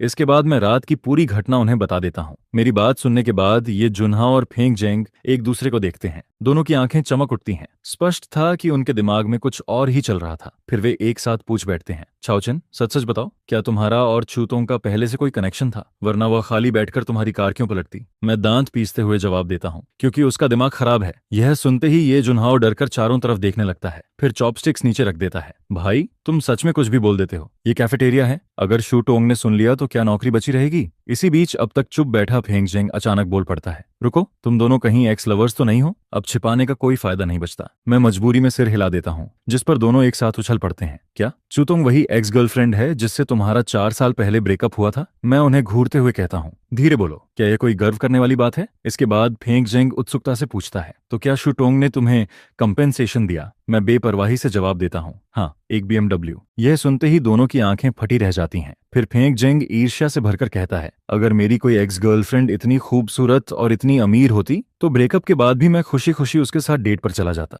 मैं धीरे से एक और बात जोड़ देता हूँ, लेकिन लगता है उसे ये पता चल गया है कि उसका डॉग मैंने ही चुराया था। जिस पर ये जून हाओ और फेंग जेंग एक साथ हाथ जोड़ लेते हैं। ब्रोदर, इस बार तो तू गया। मेरे मन में तुरंत एक ही ख्याल आता है, ये डॉग चोरी वाली बात उस खतरनाक वुमन को किसी भी हालत में पता नहीं चलनी चाहिए, वरना उसके बदला लेने वाले तरीके को देखते हुए हो सकता है वो सीधे पुलिस तक बुला ले। दोपहर का ब्रेक शुरू होता है, शायद इसलिए क्योंकि शुआनान का ऑफिस मेरे ऑफिस के बिल्कुल बगल में था। मैं डेस्क पर सिर रखकर भी सो नहीं पाता हूँ। मुझे डर लग रहा होता है कि कहीं कल रात की तरह फिर से उसका सपना ना आ जाए। सच में जैसे कोई भूत मेरे पीछे पड़ गया हो। शाम को ऑफिस छुट्टी होने से पहले मुझे शुआनान का मैसेज मिलता है, मेरे ऑफिस में आओ। मैं अभी अभी कंप्यूटर शट डाउन करता हूँ, डेस्क पर रखा फोन उठाकर अनलॉक करता हूँ, फिर मुंह बनाकर उसकी आवाज की नकल करता हूँ, मेरे ऑफिस में आओ। एटीट्यूड देखो इसका। मैं तिरस्कार से नाक सिकोड़ता हूँ और बगल वाले चेयरमैन ऑफिस की तरफ चल पड़ता हूँ। डोर के सामने पहुंचकर मैं गहरी सांस लेता हूँ, फिर चेहरे पर मुस्कान लाकर नॉक करता हूँ। शू जनरल मैनेजर, आपने बुलाया था? उधर शुआनान कंप्यूटर स्क्रीन के सामने बैठी होती है। वो सोफा की तरफ इशारा करती है। मैं देखता हूँ कि सोफा पर कई शॉपिंग बैग्स रखे हुए हैं,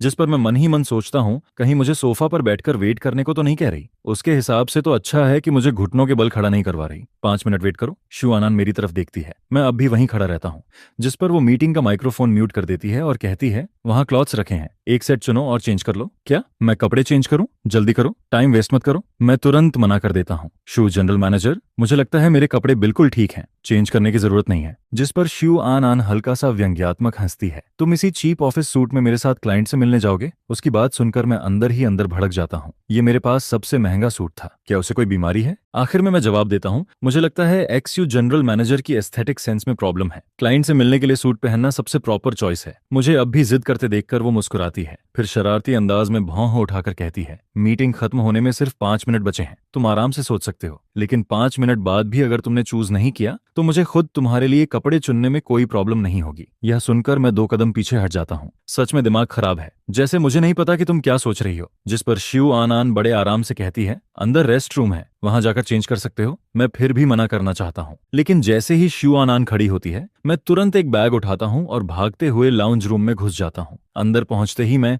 इंस्टिंक्टिवली डोर लॉक कर देता हूँ, फिर खुद को थोड़ा शांत करता हूँ। इसके बाद कमरे को देखने लगता हूँ। यह लाउंज रूम लगभग मेरे पूरे अपार्टमेंट जितना बड़ा था। सच में आज भी सब कुछ शुआनान की पसंद के अनुसार ही सजा हुआ था। इतने सालों बाद भी कुछ नहीं बदला था। मैं सारे क्लॉथ्स निकालकर देखने लगता हूँ। आखिर में डार्क ब्लू कलर का सबसे नॉर्मल सूट चुनता हूँ। कपड़े बदलने के बाद जैसे ही डोर खोलने वाला होता हूँ, मेरा हाथ अचानक रुक जाता है। मेरी शर्ट का ऊपर वाला बटन गलत लग गया था, जिसकी वजह से कॉलर थोड़ा खुल गया था और कॉलर बोन दिखाई दे रही थी। मैं बड़बड़ाते हुए गाली देता हूँ, इतनी जल्दी किस बात की है? क्या किसी को अगले जन्म के लिए भेजना है? उधर बाहर से शुआनान की आवाज आती है, डोर खोलो, मुझे भी कपड़े चेंज करने हैं। मैं चिढ़कर चिल्लाता हूँ, मैं चेंज कर रहा हूँ, बस हो गया, 2 मिनट वेट नहीं कर सकती? नहीं, टाइम नहीं है। आखिर में डोर खोल देता हूँ। शुआनान मेरी तरफ देखती है, डार्क ब्लू सूट में मुझे ऊपर से नीचे तक इवैल्यूएट करती है। उसके चेहरे पर कोई एक्सप्रेशन नहीं होता, लेकिन मन ही मन सोचती है, क्या हुआ, साइज सही नहीं है क्या? ये अपनी कॉलर को बार बार हाथ से क्यों ढक रहा है? मैं जल्दी से कहता हूँ, शू जनरल मैनेजर, मैं बाहर जा रहा हूँ, रुको। उसकी आवाज सुनकर मैं वहीं रुक जाता हूँ। फिर शुआनान मेरी तरफ बढ़ने लगती है। मैं घबरा जाता हूँ। शू जनरल मैनेजर, आप मेरी बॉस हैं, लेकिन इसका मतलब ये नहीं कि आप। मैं महसूस करता हूँ कि उसकी उंगलियां मेरी शर्ट के पास पहुंच चुकी हैं, जिस पर शुआनान मुझे ऐसे देखती है जैसे किसी बेवकूफ को देख रही हो। अगले ही सेकंड वो मेरी कॉलर बोन के पास वाला बटन खोलती है, फिर उसे सही तरीके से दोबारा बंद कर देती है। बस इतना ही। मैं कुछ पल तक स्तब्ध खड़ा रह जाता हूँ, तो वो सिर्फ मेरा बटन ठीक कर रही थी। मेरी रिएक्शन देखकर शू अनन हल्का सा हंस देती है। असिस्टेंट क्वियो,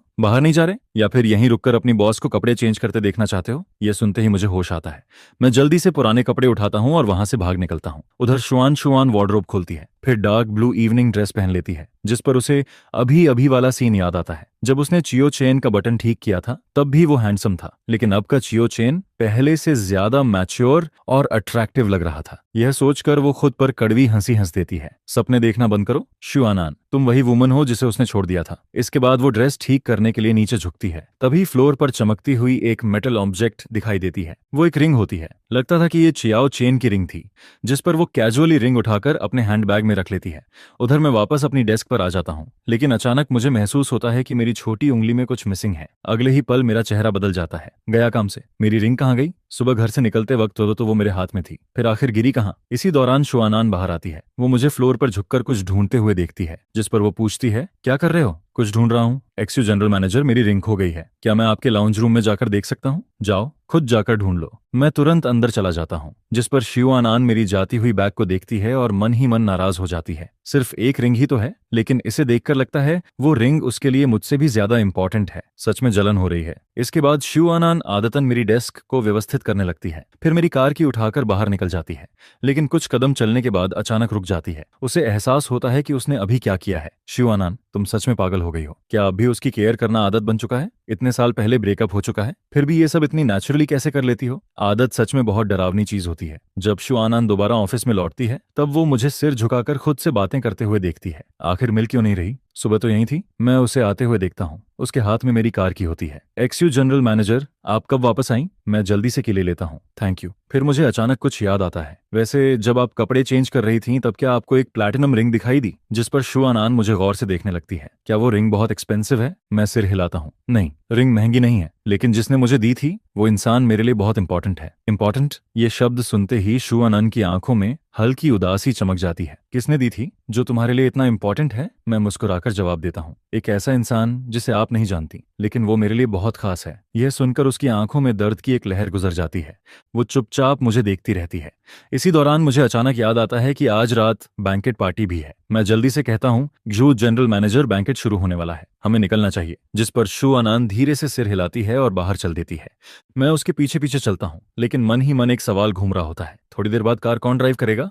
तो आखिर मैं शुआनान की कार चलाकर ले जा रहा हूँ, या फिर मामला आखिर सॉल्व कैसे होने वाला है? एलिवेटर बेसमेंट पार्किंग तक पहुंचता है। जैसे ही मैं बाहर निकलता हूँ, मेरी नजर तुरंत एलिवेटर के पास खड़ी एक काली मर्सिडीज बिजनेस कार पर पड़ती है। ड्राइवर हमें आते हुए देखता है और तुरंत पीछे वाला दरवाजा खोल देता है, जिस पर शुआनान सीधे जाकर कार में बैठ जाती है। मैं वहीं खड़ा रह जाता हूँ और सोचने लगता हूँ कि आखिर मुझे कहाँ बैठना चाहिए। थ्योरी के हिसाब से तो मुझे बॉस के साथ पीछे बैठना चाहिए, ताकि रास्ते में वर्क डिस्कशन हो सके, लेकिन मैं शुआनान के इतने करीब बैठना बिल्कुल नहीं चाहता था। सच में बहुत झंझट थी। शुआनान मुझे वहीं खड़ा देखकर पूछती है, अब वहां खड़े खड़े क्या कर रहे हो? क्या बात है? क्या तुम्हें कार में बैठने के लिए भी मेरा इन्विटेशन चाहिए? यह सुनते ही मैं तुरंत फ्रंट पैसेंजर डोर खोलकर बैठ जाता हूँ, फिर ड्राइवर को शालीनता से ग्रीटिंग देता हूँ। हेलो ब्रदर, मैं चाओ चेन हूँ, चूतों का नया असिस्टेंट। ड्राइवर आदतन पीछे बैठी शुआनान की तरफ देखता है। उसे समझ नहीं आता कि जवाब दे या नहीं, जिस पर शुआनान उसकी नजर महसूस करके सिर उठाती है। कार चलाओ। मुझे क्या देख रहे हो? कोई काम है मुझसे? ड्राइवर समझ जाता है कि उसे कोई खास इंस्ट्रक्शन नहीं मिलने वाली, इसलिए वह मुस्कुराकर मेरी तरफ देखता है। हेलो असिस्टेंट क्वियो, मैं शूटोंग का ड्राइवर हूँ।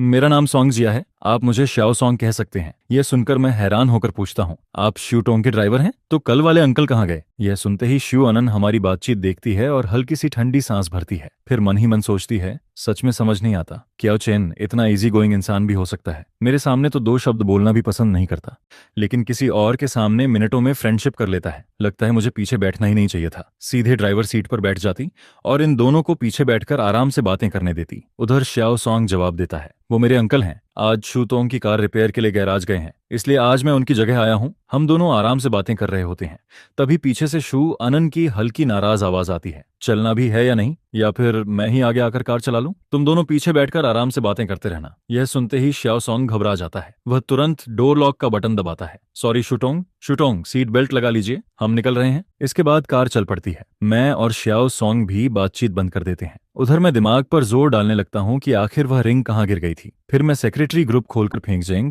और ये जुनहाओ को मैसेज करता हूँ, लेकिन दोनों जवाब देते हैं कि उन्हें कुछ नहीं मिला, जिस पर मुझे थोड़ा निराशा होती है। उधर पीछे बैठी शिव आनंद के एंगल से मेरे फोन की स्क्रीन साफ दिखाई दे रही होती है। कुछ देर बाद वह हल्के से खांसती है, जैसे मुझे याद दिला रही हो, असिस्टेंट क्वियो, क्या पहले भी जब बॉस के साथ क्लाइंट से मिलने जाते थे तब भी रास्ते में फोन ही चलाते रहते थे? यह सुनकर मैं तुरंत रुक जाता हूँ और फोन पॉकेट में रख देता हूँ। सॉरी शुटोंग, बस एक मैसेज का रिप्लाई कर रहा था। इसके बाद मैं पूरे रास्ते फोन को दोबारा नहीं देखता। कुछ देर बाद आखिरकार कार होटल पहुंच जाती है। श्याओ सॉन्ग पीछे मुड़कर पूछता है, शुटोंग क्या मुझे भी अंदर चलना चाहिए? यह सुनकर मैं थोड़ा हैरान हो जाता हूँ, लेकिन शिव आनंद सिर हिलाकर जवाब देती है, जरूरत नहीं शिव सॉन्ग, जाकर लंच कर लो, 2 घंटे बाद वापस आकर हमें पिक कर लेना। कार से उतरने के बाद मैं सहजता से शिव सॉन्ग के साथ कॉन्टैक्ट इन्फॉर्मेशन एक्सचेंज कर लेता हूँ। यह देखकर शिव आनंद का चेहरा तुरंत खराब हो जाता है। फिर वह मन ही मन सोचती है कि आओ चैन, मैं सच में नाराज होने लगी हूँ। जब मैं फ्रेंड रिक्वेस्ट भेजती हूँ तो तुम इग्नोर कर देते हो, लेकिन किसी और को ऐड करने में 1 सेकंड नहीं लगाते। सच में दिल दुखता है। इसके बाद वह मेरा इंतजार भी नहीं करती, सीधे होटल के अंदर चली जाती है। जब हम प्राइवेट डाइनिंग रूम में पहुंचते हैं तब तक 6 पार्टनर्स वहां मौजूद होते हैं। उनमें से 2 तो अपने बॉयफ्रेंड को भी साथ लाए होते हैं। शिव आनंद कमरे में मौजूद सभी लोगों पर नजर डालती है, फिर मुस्कुराकर कहती हैं, सॉरी एवरीवन, मुझे थोड़ी देर हो गई। जिस पर सामने बैठे लोग तुरंत हंस पड़ते हैं। कोई बात नहीं,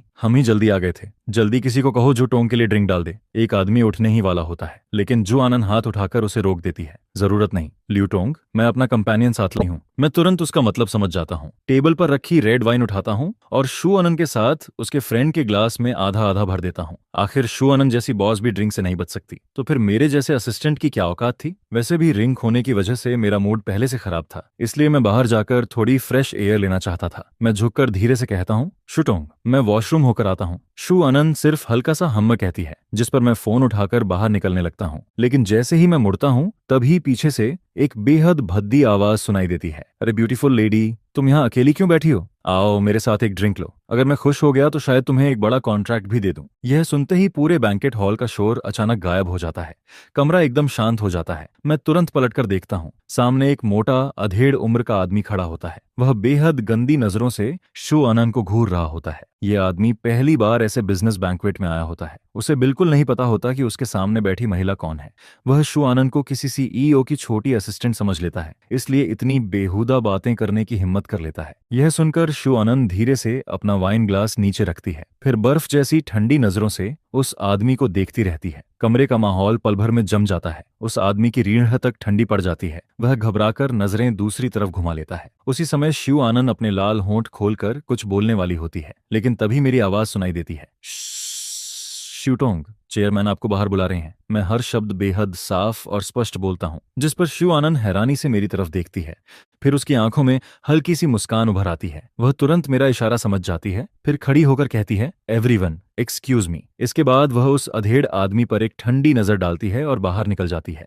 उधर वह आदमी अब पूरी तरह सफेद पड़ चुका होता है। उसके माथे पर ठंडा पसीना बहने लगता है। वह धम्म से कुर्सी पर बैठ जाता है। खत्म हो गया, इस बार सच में खत्म हो गया। इतने लोगों में से जाकर शू तोंग को ही नाराज कर दिया। हम दोनों रूम से बाहर निकल आते हैं, लेकिन शू आनंद का सीना अब भी गुस्से से तेजी से ऊपर नीचे हो रहा होता है। वह खुद को शांत करने की कोशिश करती है, लेकिन गुस्सा कम नहीं होता। मैं देखता हूं कि उसके हाथों की उंगलियां तक हल्का कांप रही हैं, जिस पर मैं धीरे से उसके कंधे और पीठ पर हाथ रखकर सांत्वना देता हूं। इस बार वह मुझसे दूर नहीं हटती। कुछ देर तक दोनों चुप रहते हैं, फिर वह दबे हुए स्वर में पूछती है, चाओचन तुम्हारे पास कैंडी है? मैं सिर हिलाता हूँ। पॉकेट से कैंडी निकालते हुए पूछता हूँ, शूटोंग कौन सी कैंडी चाहिए? मेरे पास सिर्फ मिंट कैंडी है, वैसे उसका टेस्ट बहुत खास नहीं है। शू आनंद झुंझलाकर कहती है, इतनी बातें मत करो, बस दे दो। वह जल्दी से रैपर खोलती है और कैंडी मुंह में डाल लेती है। मिंट की ठंडी खुशबू उसके मुंह में फैल जाती है, जिस पर वह आंखें बंद कर गहरी सांस लेती है। धीरे धीरे उसका मूड शांत होने लगता है और वह फिर से वही काम और रैशनल शुआन बन जाती है।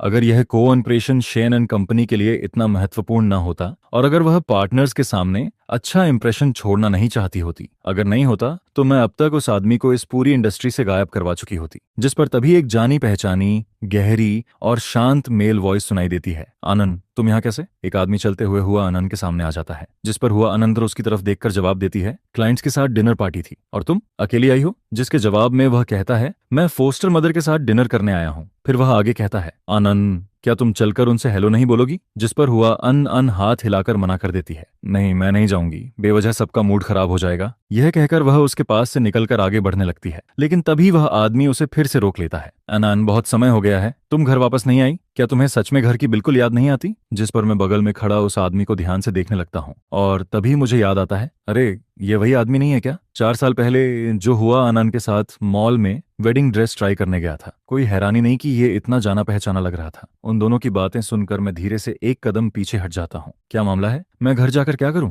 वह घर तो कभी मेरा था ही नहीं। जिस पर वह आदमी फिर कहता है, अनहान, 4 साल हो गए हैं। फॉस्टर मदर से गलती हुई थी, लेकिन उसकी बात पूरी होने से पहले ही हुआ आनंद ठंडे स्वर में बोल पड़ती है, थमहंग, तुम खुद को समझते क्या हो? किसने तुम्हें हक दिया कि मेरी जिंदगी में दखल दो? यह कहकर वह उसकी प्रतिक्रिया की बिल्कुल परवाह नहीं करती और सीधे आगे बढ़ जाती है। जिस पर मैं भी जल्दी से कुछ कदम पीछे हट जाता हूँ ताकि उनकी लड़ाई में कहीं मेरा नाम ना आ जाए। लेकिन मेरे दिमाग में सवाल ही सवाल घूमने लगते हैं। आखिर इन दोनों के बीच हुआ क्या था, और हुआ आनंद घर क्यों नहीं जाती? ये सब कुछ काफी अजीब लग रहा था। जिस पर मैं सोचता हूँ कि यहाँ ज्यादा देर रुकना ठीक नहीं होगा। बेहतर होगा कि मैं प्राइवेट रूम में वापस जाकर उसका इंतजार करूं। लेकिन जब मैं दरवाजे पर पहुंचकर अंदर का माहौल देखता हूं तो अचानक अंदर जाने का मन ही नहीं करता। जिस पर मैं दरवाजे के पास दीवार से टिककर खड़ा हो जाता हूं और अनजाने में हादसे में हुआ अन के साथ बिताए पुराने दिनों को याद करने लगता हूं। मुझे उसके हंसते वक्त पड़ने वाले डिंपल्स याद आते हैं, उसका क्यूट तरीके से नखरे करना याद आता है, फिर ब्रेकअप वाला दिन याद आता है, उसकी लाल आंखें याद आती हैं जब वह मेरा हाथ पकड़कर मुझे रोक रही थी, और फिर मुझे आज की बॉस हुआ आनंद याद आती है। वही ठंडी,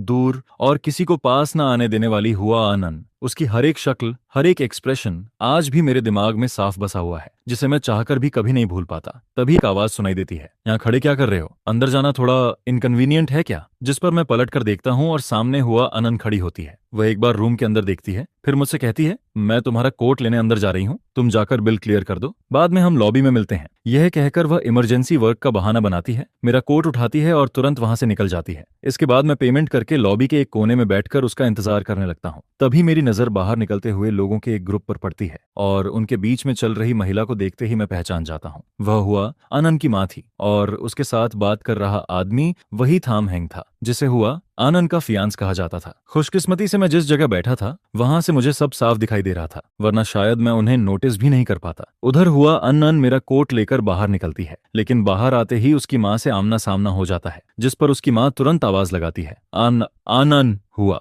आनंद के कदम वहीं रुक जाते हैं। फिर उसकी माँ गुस्से से कहती है, तुम्हें अभी भी याद है कि मैं तुम्हारी माँ, अपने माँ हूँ? देश वापस आ गई, लेकिन घर आने की जरूरत तक महसूस नहीं हुई। इतने साल हो गए, तुम्हारा ड्रामा अभी तक खत्म नहीं हुआ? यह सुनकर हुआ आनंद की आंखों में ठंडापन और गहरा हो जाता है। ड्रामा? तो आपकी नजर में पिछले 4 साल सिर्फ मेरा ड्रामा था? लेकिन ठीक है, आप हमेशा से ऐसी ही रही हैं, आपको कभी मेरी परवाह थी ही नहीं। जिस पर उसकी माँ गुस्से से बोलती है, मैं तुम्हारी माँ हूँ? हुआ आनंद, मुझसे ऐसे बात करने की हिम्मत कैसे हुई तुम्हारी? जिसके जवाब में हुआ आनंद बिना डरे कहती है, अगर आप मेरी माँ नहीं होती तो आपको लगता है कि मैं सिर्फ घर छोड़कर चली जाती। यह कहकर वह बिना किसी की तरफ देखे आगे बढ़ जाती है, लेकिन तभी उसकी माँ उसके हाथ में पकड़ा कोट देख लेती है, जिस पर वह ऊंची आवाज में चिल्लाती है, हुआ आनंद, वहीं रुक जाओ, अब किस आदमी के साथ घूम रही हो? और हंग को देखकर है तक नहीं कहा, दिन ब दिन तुम्हारी मैनर्स खत्म होती जा रही हैं। जिस पर हुआ आनंद बिना पीछे मुड़े जवाब देती है, इससे आपका कोई लेना देना नहीं है, तो बेहतर होगा कि आप इसमें दखल देना बंद कर दें। यह कहकर वह सीधे होटल से बाहर निकल जाती है, जिस पर थाम हंग उसकी माँ को समझाने की कोशिश करता है, फॉस्टर मदर, आप एन का स्वभाव जानती हैं, उससे नाराज मत होइए। लेकिन उसकी माँ ठंडे स्वर में कहती है, अगर उसे तुम पसंद नहीं हो तो नुकसान उसी का है,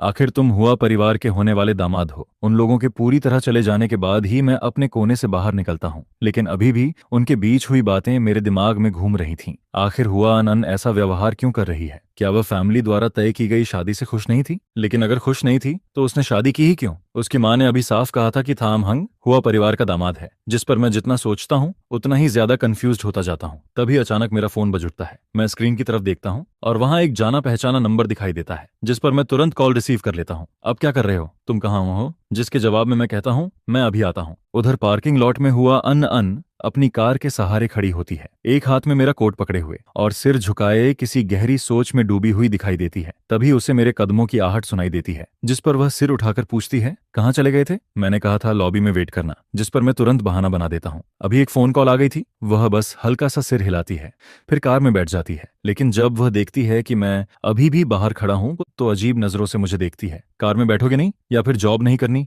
जिस पर मैं मजबूरी में कार में बैठ जाता हूँ। इसके बाद कार होटल से निकलकर मेन रोड पर दौड़ने लगती है। तभी टीटोंग पूछता है, हुआ तोंग, कंपनी चलना है या पहले क्यूथन को घर छोड़ना है? जिस पर हुआ अन अन कहती है, पहले इसे घर छोड़ दो। फिर त्यूतुंग मेरी तरफ देखकर पूछता है, थनचे का आपका घर कहाँ है? लेकिन यह सुनते ही हुआ अन अन की भौहें सिकुड़ जाती हैं। ट्यूतोंग, तुमने इसे क्या कहा? थान का? बेचारा ट्यूतोंग तुरंत घबरा जाता है। हुआ तोंग, क्या आप दोनों काफी क्लोज हैं? जिस पर मैं जल्दी से जवाब देता हूँ, मैं सोथू हाईकुआन कम्युनिटी में रहता हूँ, कंपनी के पास ही है। रास्ता पता है? जी पता है। इसके बाद पूरे रास्ते हुआ अन अन आंखें बंद किए बैठी रहती है और एक शब्द भी नहीं बोलती, जबकि मैं लगातार यही सोचता रहता हूँ कि आखिर मेरी रिंग गिरी कहाँ थी। कंपनी इतनी बड़ी है, अगर वह ऑफिस में नहीं गिरी तो उसे ढूंढना लगभग इम्पॉसिबल होगा। कुछ देर बाद टीटोंग कहता है, थान का पहुंच गए। कार कम्युनिटी गेट के सामने रुक जाती है, जिस पर मैं नीचे उतरकर दोनों को गुड बाय कहता हूँ। थैंक्स टियोटोंग। हुआ टोंग, मैं चलता हूँ, कल मिलते हैं। उधर आधी खुली कार विंडो के पीछे बैठी हुआ आन आन चुपचाप मेरी दूर जाती हुई पीठ को देखती रहती है और जब मैं पूरी तरह नजरों से ओझल हो जाता हूँ तब वह टियो टोंग से कार चलाने के लिए कहती है। लेकिन उसके बाद वह अचानक एक और आदेश देती है, जाकर पता करो इस कम्युनिटी की बिल्डिंग 16 फ्लोर 8 में कोई अपार्टमेंट खाली है या नहीं।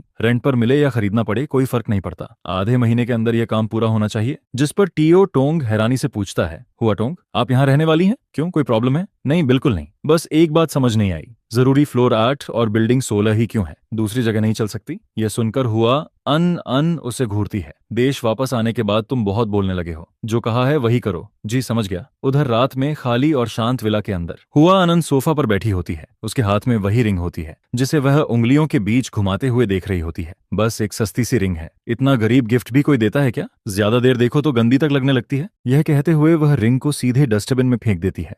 लेकिन अगले ही पल उसके चेहरे पर एक अजीब सा एक्सप्रेशन आ जाता है। अगर थान देख ले कि उसकी रिंग डस्टबिन में पड़ी है तो शायद वह मुझसे लड़ पड़े। इसके बाद वह ऊपर जाकर नहाती है, फिर नीचे लौटकर एक गिलास पानी भरती है और काफी देर तक डस्टबिन को घूरती रहती है। आखिरकार वह धीरे से झुकती है और डस्टबिन के अंदर से वही रिंग दोबारा उठाकर अपनी हथेली में रख लेती है। और जैसे ही मैं घर के अंदर कदम रखता हूँ, तिया चौप बिजली की तरह दौड़कर मेरे पास आ जाता है। वह मेरे पैरों के चारों तरफ घूमता है, पूंछ हिलाता है और लगातार मुझसे लिपटने की कोशिश करता है। जिस पर मैं थके हुए अंदाज में अपना कोट दरवाजे के पास लगे हैंगर पर टांगता हूँ, फिर झुककर तिया चौप को अपनी बाहों में उठा लेता हूँ। सॉरी बेटा, आज फिर देर हो गई। इसके बाद मैं उसके खाने और पानी की तरफ नजर डालता हूँ। सुबह ऑफिस जाने से पहले मैं उसे खाते हुए देख चुका था, तभी चैन से निकला था। फिर मैं उसे गोद में लेकर सोफा पर बैठ जाता हूँ। मैंने घर की बड़ी लाइट नहीं जलाई थी। घर में सिर्फ एक छोटी सेंसर लाइट जल रही थी जिसे मैंने खास तौर पर लगवाया था। मुझे हमेशा डर रहता था कि अगर मैं देर से घर लौटूं तो कहीं टिया चोप अंधेरे में डर न जाए। मैं धीरे धीरे उसके सिर पर हाथ फेरता रहता हूँ, लेकिन दिल में दबा हुआ दर्द अब और नहीं रुक पाता। जिस पर मैं उससे मन की बात करने लगता हूँ। टिया चौप, अब क्या करूं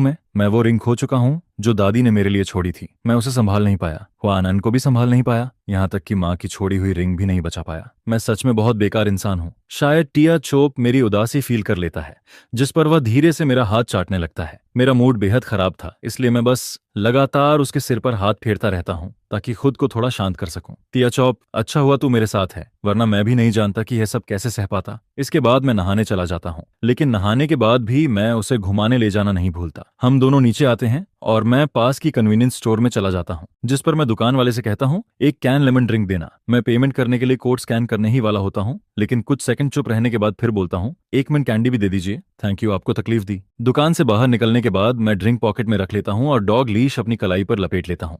लेकिन तभी मुझे पुराने दिन याद आने लगते हैं। जब भी हुआ आनंद मुझे ये ड्रिंक पीते देखती थी, वह हमेशा क्यूरियस हो जाती थी और हर बार लड़ाई के बाद वह भौहें सिकोड़ कर एक घूंट पीती थी, फिर तुरंत मुंह बनाकर कहती थी, इतना खराब टेस्ट है इसका। जिस पर मैं उसकी शक्ल देखकर हंसी रोक नहीं पाता था। कई बार तो उसे किस करने का मन तक कर जाता था और तब वह शर्माते हुए कहती थी, क्योथान, तुम सच में बहुत बदमाश हो। यह सोचकर मैं लंबी सांस छोड़ता हूँ और खुद को यादों से बाहर निकालता हूँ। अफसोस, अब यह सब सिर्फ यादें बनकर रह गई थीं। अब कुछ भी पहले जैसा नहीं हो सकता था। घर लौटने के बाद मैं टिया चोप की लीश खोल देता हूँ, फिर फर्श पर पैर मोड़कर बैठ जाता हूँ और टीवी ऑन कर देता हूँ। टीवी पर मेरा फेवरेट शो चल रहा था, लेकिन आज मेरा ध्यान बिल्कुल भी वहां नहीं था, जिस पर मैं टिया चौप का सिर सहलाते हुए धीरे से कहता हूँ, टिया चौप, आगे चलकर मैं तेरे लिए एक नई माँ ढूंढ दूं क्या? यह सुनकर वह 2 बार भौंकता है, जिस पर मैं हंस पड़ता हूँ। क्या हुआ? तुझे भी पसंद नहीं है? ठीक है, मुझे भी कोई दूसरा पसंद नहीं आएगा। हम दोनों ऐसे ही एक दूसरे का सहारा बनकर जी लेंगे। आज सैटरडे था, इसलिए मुझे ऑफिस नहीं जाना था। सुबह सुबह उठकर मैंने पूरा घर साफ किया। इसके बाद ग्रुप चैट में लोकेशन भेजी और ये तुआन हाउ लोगों को हॉटपॉट खाने के लिए बुला लिया। सोचा हाउस वार्मिंग पार्टी भी हो जाएगी और घर में थोड़ी रौनक भी आ जाएगी। मैं बाहर निकलते हुए टिया चोप से कहता हूँ, अच्छे बच्चे की तरह घर पर रहना, पापा तेरे लिए स्वादिष्ट खाना खरीद कर लाते हैं। हमारे रेजिडेंशियल एरिया के पास मार्केट भी था और शॉपिंग मॉल भी, जिस पर मैं रास्ते भर बड़बड़ाता हुआ चलता रहता हूँ। हुआ आनंद सच में पागल हो गई है। फालतू में मेरी कार से टकराने की क्या जरूरत थी? अब देखो हर जगह पैदल जाना पड़ रहा है, कितनी परेशानी है। लगता है नई कार खरीदनी ही पड़ेगी। यह कहते हुए मैं ढेर सारे सामान के बैग्स उठाकर वापस घर पहुंचता हूँ, लेकिन जैसे ही सिर उठाकर दरवाजे की तरफ देखता हूँ, मैं एकदम रुक जाता हूँ। वहां करीब 30 साल की एक महिला खड़ी थी और उसके पैरों के पास एक बड़ा कार्टन बॉक्स रखा हुआ था, जिस पर मैं हैरानी से बोल पड़ता हूँ, अरे मैनघूवी, आप यहाँ क्या कर रही हैं? मैनघूवी मेरे हाथों से कुछ बैग्स ले लेती है और मुस्कुराकर कहती है, कल मैं होम टाउन गई थी, छोटी मौसी ने कहा था कि तुम्हारे लिए कुछ सामान लेकर आऊं। आज फुर्सत थी तो सीधा ले आई। जिस पर मैं फिंगरप्रिंट से दरवाजा खोलता हूं और कहता हूं, अंदर आइए। शू कैबिनेट में डिस्पोजेबल स्लीपर्स रखे हैं। मैनघूवी बॉक्स लेकर अंदर चली जाती है, लेकिन जैसे ही वह शू कैबिनेट खोलती है, उसे एक महिला की इंडोर स्लीपर्स दिखाई देती हैं, जिस पर वह हैरान होकर पूछती है, यहाँ तो विमेन स्लीपर्स भी हैं, मैं इन्हें पहन लूं? मैं तुरंत मना कर देता हूँ, नहीं उन्हें मत छूना, वरना टिया चोप फिर आपको काटने दौड़ पड़ेगा। अरे बाप रे! और जैसे ही उसकी आवाज खत्म होती है, टिया चोप कमरे से भागता हुआ बाहर आ जाता है, जिस पर मैनघूवी तुरंत घबरा जाती है। क्यूथान, अपने कुत्ते को संभालो, इतने साल हो गए फिर भी ये मुझे देखकर ऐसा रिएक्ट करता है। मैं कितनी बार कह चुकी हूँ कि मैं इसकी भाभी नहीं, तुम्हारी कजन हूँ। उधर मैं किचन में सामान रखते हुए हंस पड़ता हूँ। टिया चोप, इधर आओ, काटना नहीं है, गुड बॉय। सच कहें तो मैनघूवी एक फिटनेस कोच थी, लेकिन एक पेट डॉग से इतना डरना वाकई मजेदार लगता था। हालांकि उसकी भी अपनी वजह थी। 3 साल पहले नाना जी के फ्यूनरल में उसने मेरे कजन को बस हल्का सा धक्का दिया था और टिया चोप ने उसे सीधा काट लिया था, जिसकी वजह से उसे रैबिस इंजेक्शन तक लगवाना पड़ा था।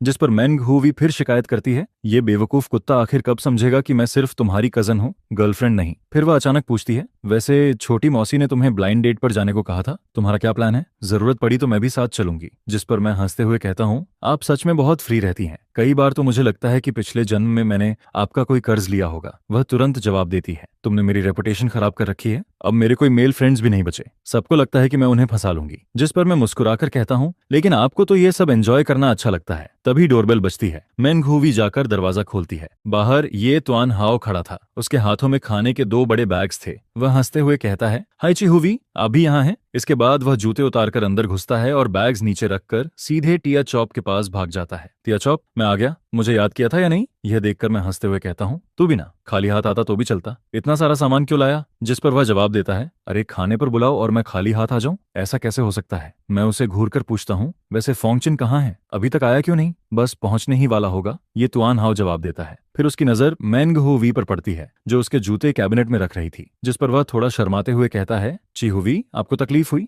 आपको मेरे जूते रखने की क्या जरूरत थी? वह मुस्कुराकर जवाब देती है, कोई बात नहीं, मैं वैसे भी किचन में नाइफ धोने जा रही हूँ, तुम लोग बातें करो। इसके बाद ये तुआन हाओ की नजरें लगातार उसके पीछे जाती रहती हैं, जिस पर मैं उसे कोहनी मारकर कहता हूँ, अगर पसंद है तो जाकर कन्फेस कर दे, वैसे भी उसका कोई बॉयफ्रेंड नहीं है। लेकिन वह तुरंत सिर हिला देता है, नहीं छोड़ो, मुझ में कॉन्फिडेंस नहीं है, मुझे डर लगता है कि कहीं रिजेक्ट न कर दे। यह सुनकर मैं उसे अविश्वास से देखने लगता हूँ। तू और कॉन्फिडेंस की कमी? तुआन हाओ, मजाक मत कर। जो रोज मुझे बेकार की वीडियोस भेजता रहता है, वह आज शर्म की बातें कर रहा है। मेरी बात सुनते ही वह नजरें चुराने लगता है। कुछ देर बाद फोंगचिन भी अपनी गर्लफ्रेंड के साथ पहुंच जाता है और अंदर आते ही हंसते हुए कहता है, नया घर हो और केक न हो, ऐसा कैसे हो सकता है? नई जगह पर हर दिन तुम्हारी जिंदगी मीठी बनी रहे। जिस पर मैं मुस्कुराकर कहता हूँ, थैंक यू, सब लोग बैठ जाओ। पूरा घर हंसी और शोर से भर जाता है। जब केक काटने का समय आता है तो ये तुआन हाओ अपना फोन निकाल लेता है। आओ आओ, पहले एक ग्रुप फोटो लेते हैं, फिर केक काटेंगे। सब लोग साथ खड़े हो जाते हैं। 3, 2, 1, क्लिक। उसी समय दूसरी तरफ हुआ अनंत स्विमिंग करके बाहर निकलती है। वह अपना फोन उठाती है और तभी उसे हाकियो की भेजी हुई वीचैट स्क्रीनशॉट दिखाई देती है, जिसे देखते ही उसके चेहरे का एक्सप्रेशन धीरे धीरे बदलने लगता है। मैंने कहा, धत्त तेरे की, जिस डॉग थीफ की बात तुम कर रही हो, कहीं वो तुम्हारा वही मेल गॉड तो नहीं है? जिस पर दूसरी तरफ से जवाब आता है, ये फोटो तो सच में काफी अच्छी आई है, अब तो तुम्हारा काम तमाम है, तुम्हारे मेल गॉड ने तुम्हारे डॉग के लिए नई मॉम भी ढूंढ ली है। यह सुनकर शु आनान तुरंत अपनी सीट से उठती है और मेरे वीचैट मोमेंट्स को खोलकर देखने लगती है, लेकिन उसे वहां कोई पोस्ट दिखाई नहीं देती जिस पर वह मेरे बाकी दोनों सेक्रेटरीज के मोमेंट्स भी चेक करती है, और फिर उसे वही फोटो दिखाई देती है जो श्रेया क्यों ने उसे भेजी थी। इसके बाद शु आनान तुरंत अपनी दोस्त को कॉल लगाती है और पूछती है ये फोटो कहाँ से मिली, जिसके जवाब में सामने से आवाज आती है कि आओ चेन के वीचैट मोमेंट्स से। इतना सुनते ही कॉल कट जाती है, जिस पर श्रेया किया गुस्से में दांत पीसते हुए कहती है, बहुत बढ़िया मेल गॉड, तुम्हारी हिम्मत तो दिन ब दिन बढ़ती जा रही है, वीचैट मोमेंट्स में भी मुझे ब्लॉक करने की हिम्मत कर ली। मेरा डॉग चुराना ही काफी नहीं था, अब उसे दूसरी औरत के साथ फोटो खिंचवाने भी ले गए, बस तुम इंतजार करो। इसके बाद शु आनान फिर एक और कॉल मिलाती है। उधर अपार्टमेंट में मेंग युवेई मेरी मदद करके सफाई खत्म कर चुकी होती है और जाने की तैयारी कर रही होती है, लेकिन जैसे ही वह दरवाजा खोलती है, बाहर एक पुलिस ऑफिसर खड़ा दिखाई देता है, जिसे देखकर वह एक पल के लिए सन्न रह जाती है। जिस पर मेंग युवेई पूछती है, हेलो, आप किससे मिलना चाहते हैं? पुलिस ऑफिसर जवाब देता है, हेलो, क्या चियो चेन यहाँ रहते हैं? मैं आगे बढ़कर कहता हूँ, हेलो, मैं ही चियो चेन हूँ, बताइए क्या बात है? जिस पर पुलिस ऑफिसर अपना आईडी कार्ड दिखाते हुए कहता है, हमें एक शिकायत मिली है, किसी ने रिपोर्ट की है कि आपने उसका डॉग चुरा लिया है, इसलिए आपको हमारे साथ पुलिस स्टेशन चलकर बयान देना होगा। यह सुनते ही मुझे समझ आ जाता है कि अब मुझे पुलिस स्टेशन जाना ही पड़ेगा। उसी वक्त मेंग युवेई हैरान होकर मेरी तरफ देखती है और कहती है, ब्रदर चेन, तुमने डॉग कब चुराया? मुझे तो कुछ पता ही नहीं, ये डॉग तो तुम्हारा अपना नहीं है क्या? लेकिन मैं उसकी बातों को नजरअंदाज करते हुए पुलिस ऑफिसर से पूछता हूँ, ऑफिसर, क्या मैं पूछ सकता हूँ कि शिकायत करने वाली का सरनेम शू है क्या? जिस पर पुलिस ऑफिसर शांत स्वर में कहता है, माफ कीजिए, हम शिकायतकर्ता की जानकारी नहीं बता सकते। मैं सिर हिलाकर कहता हूँ, ठीक है, मैं समझ गया, क्या आप मुझे थोड़ा समय दे सकते हैं ताकि मैं तैयारी करके आपके साथ चल सकूं? जिस पर वे लोग हामी भर देते हैं। इसके बाद मेंग युवेई आगे बढ़कर कहती है, ऑफिसर, ये डॉग मेरे भाई ने कई सालों से पाला है, सिर्फ इसलिए कि किसी का डॉग खो गया वो इसे चोर नहीं बना सकता। आप लोग पहले जाइए, मैं इसके साथ गवाह के तौर पर आ जाऊंगी। जिस पर पुलिस वाले कहते हैं, ठीक है, लेकिन डॉग को भी साथ लेकर आइए। दरवाजा बंद होने के बाद मेंग युवेई मेरी तरफ मुड़कर पूछती है, क्या तुम्हारी एक्स गर्लफ्रेंड ने पुलिस बुलाई है? मैं जवाब देता हूँ, लगता तो यही है। जिस पर वह फिर पूछती है, लेकिन ये डॉग तो तुम कॉलेज के समय से पाल रहे हो ना, फिर तुम्हारी एक्स गर्लफ्रेंड क्यों कह रही है कि तुमने उसका डॉग चुराया है? मैं धीरे से कहता हूँ, क्योंकि हम दोनों ने इसे साथ में पाला था, डॉग खरीदने के पैसे उसी ने दिए थे। यह सुनकर मेंग युवेई मेरे पीछे पीछे चलते हुए पूछती है, तो ब्रेकअप के बाद तुम डॉग को साथ ले गए और उसे पता भी नहीं चला? जिस पर मैं हंसकर कहता हूँ, तुमने अभी नहीं सुना, मैंने डॉग चुराया था। यह सुनकर मेंग युवेई पूरी तरह स्पीलेस हो जाती है। फिर वह मुझे दिलासा देते हुए कहती है, कोई बात नहीं, अगर उसे डॉग चाहिए तो वापस दे देना, ज्यादा से ज्यादा क्या होगा, मैं तुम्हारे लिए दूसरा डॉग खरीद दूंगी। लेकिन मैं कुछ नहीं कहता और डॉग को गोद में लेकर एलिवेटर की तरफ बढ़ जाता हूँ। कार में बैठने के बाद मैं लगातार खिड़की के बाहर देखता रहता हूँ। जिस पर मेंग युवेई उत्सुक होकर पूछती है, ब्रदर चेन, क्या तुम्हारा अपनी एक्स गर्लफ्रेंड से अभी भी कांटेक्ट है? मैं जवाब देता हूँ, कह सकते हैं कि है भी और नहीं भी। जिस पर वह हैरानी से कहती है, ये कैसा जवाब हुआ, है तो है, नहीं तो नहीं। मैं बेबस होकर कहता हूँ, क्योंकि वो अभी मेरी बॉस है। यह सुनते ही मेंग युवेई जोर से बोल पड़ती है, व्हाट? तो उसने जानबूझकर तुम्हें परेशान करने के लिए पुलिस बुलाई है? मैं खिड़की के बाहर देखते हुए सोचता हूँ, मैं भी जानना चाहता हूँ कि आखिर शुआन के दिमाग में चल क्या रहा है। कुछ देर बाद कार पुलिस स्टेशन के बाहर रुकती है, जहां मैं दूर से ही उस महिला को स्टेशन के सामने खड़े हुए देख लेता हूँ। उसे देखकर मेयो योवे धीरे से कहती है, क्या वो वही है? सच में बहुत खूबसूरत है, लेकिन इतनी निर्दयी क्यों है? मैं सिर हिलाकर कहता हूँ,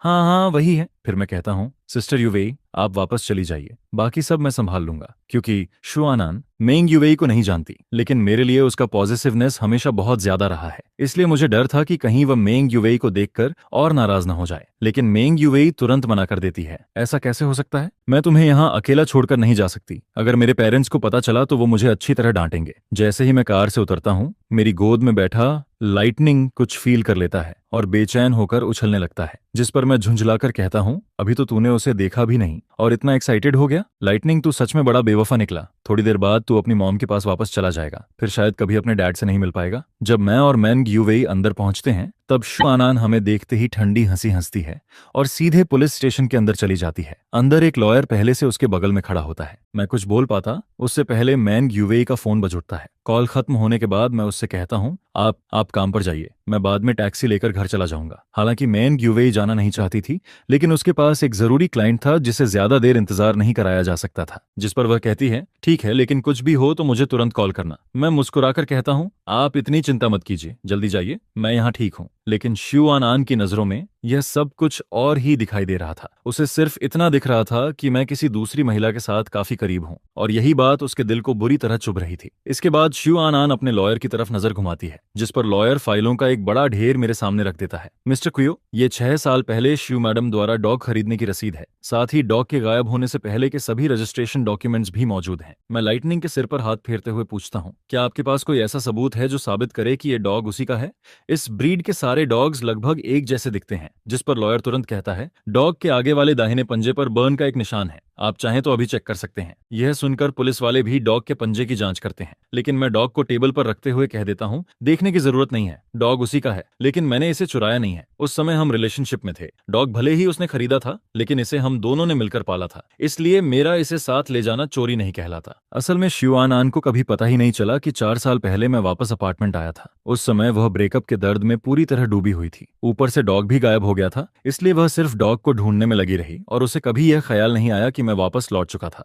कुछ देर चुप रहने के बाद एक पुलिस ऑफिसर बोलता है, मिस्टर क्यूआओ, डॉग को शु मैडम ने खरीदा था। सिविल लॉ के अनुसार डॉग उन्हीं को वापस किया जाना चाहिए। मैं बिना कुछ कहे सिर हिला देता हूँ, जिस पर शु आनान के होंठों पर हल्की सी मुस्कान आ जाती है। फिर वह टेबल पर उंगलियां थपथपाते हुए कहती है, लाइटनिंग, इधर आओ, मॉम के पास आओ। जो डॉग अभी तक मेरे आसपास घूम रहा था, वह तुरंत दौड़कर शु आनान की गोद में चला जाता है। यह देखकर मैं बड़बड़ाता हूँ, सच में बड़ा बेवफा डॉग है, इतने साल पाला और एक पल में मुझे छोड़ दिया। इसके बाद मैं अपनी सीट से उठकर पूछता हूँ, तो क्या अब मैं जा सकता हूँ? जिस पर पुलिस ऑफिसर एक कागज आगे बढ़ाते हुए कहता है, पहले यहाँ साइन कर दीजिए। शु आनान भी लॉयर को इशारा करती है कि बाकी फॉर्मेलिटीज पूरी कर दी जाएं, और फिर मैं डॉग की तरफ एक बार भी देखे बिना वहां से जाने के लिए मुड़ जाता हूँ। जिस पर शु आनान डॉग को गोद में लिए खड़ी होती है, लेकिन टिया चोप भी उठकर मेरे पीछे आने लगता है। फिर वह मेरी तरफ हाथ बढ़ाते हुए कहती है, रुको, पहले मेरा सामान वापस करो। मैं अपने कदम रोकता हूँ और हैरानी से उसकी तरफ मुड़कर पूछता हूँ, कौन सा सामान? क्या तुम्हें डॉग नहीं चाहिए था? डॉग तो मैंने वापस कर दिया, बाकी तुम्हारा क्या लिया है मैंने? जिस पर शु आनान अपने लाल होंठ भींचते हुए कहती है, डॉग लीश और उसके ऊपर लगा पेंडेंट भी, वो हमने साथ में बनाया था। क्या तुम उसे भी वापस नहीं करना चाहते? मैं थोड़ा असहाय होकर कहता हूँ, मैं भेज दूंगा तुम्हें, इतनी जल्दी किस बात की है? लेकिन वह तुरंत जवाब देती है, उसकी जरूरत नहीं है, मैं तुम्हारे साथ चलकर खुद ले लेती हूँ। यह कहकर वह डॉग को गोद में लिए मेरे आगे आगे चल देती है, जिस पर मेरे पास उसके पीछे जाने के अलावा कोई और रास्ता नहीं बचता। बाहर पहुंचने के बाद भी मैं उसकी कार में नहीं बैठता और खुद टैक्सी लेकर अपार्टमेंट वापस आ जाता हूँ। लेकिन जब मैं बिल्डिंग के नीचे पहुंचता हूँ, तब देखता हूँ कि शु आनान पहले से ही फ्लावर बेड के पास खड़ी होती है। वहीं टिया चोप उसके पैरों के आसपास गोल गोल घूम रहा होता है। मैं उसे इग्नोर करके सीधे हॉलवे में चला जाता हूँ और एलिवेटर का इंतजार करने लगता हूँ, जिस पर शु आनान भी चुपचाप मेरे पीछे अंदर आ जाती है। एलिवेटर ऊपर जाने लगता है, लेकिन पूरे रास्ते हम दोनों में से कोई भी एक दूसरे से कुछ नहीं कहता।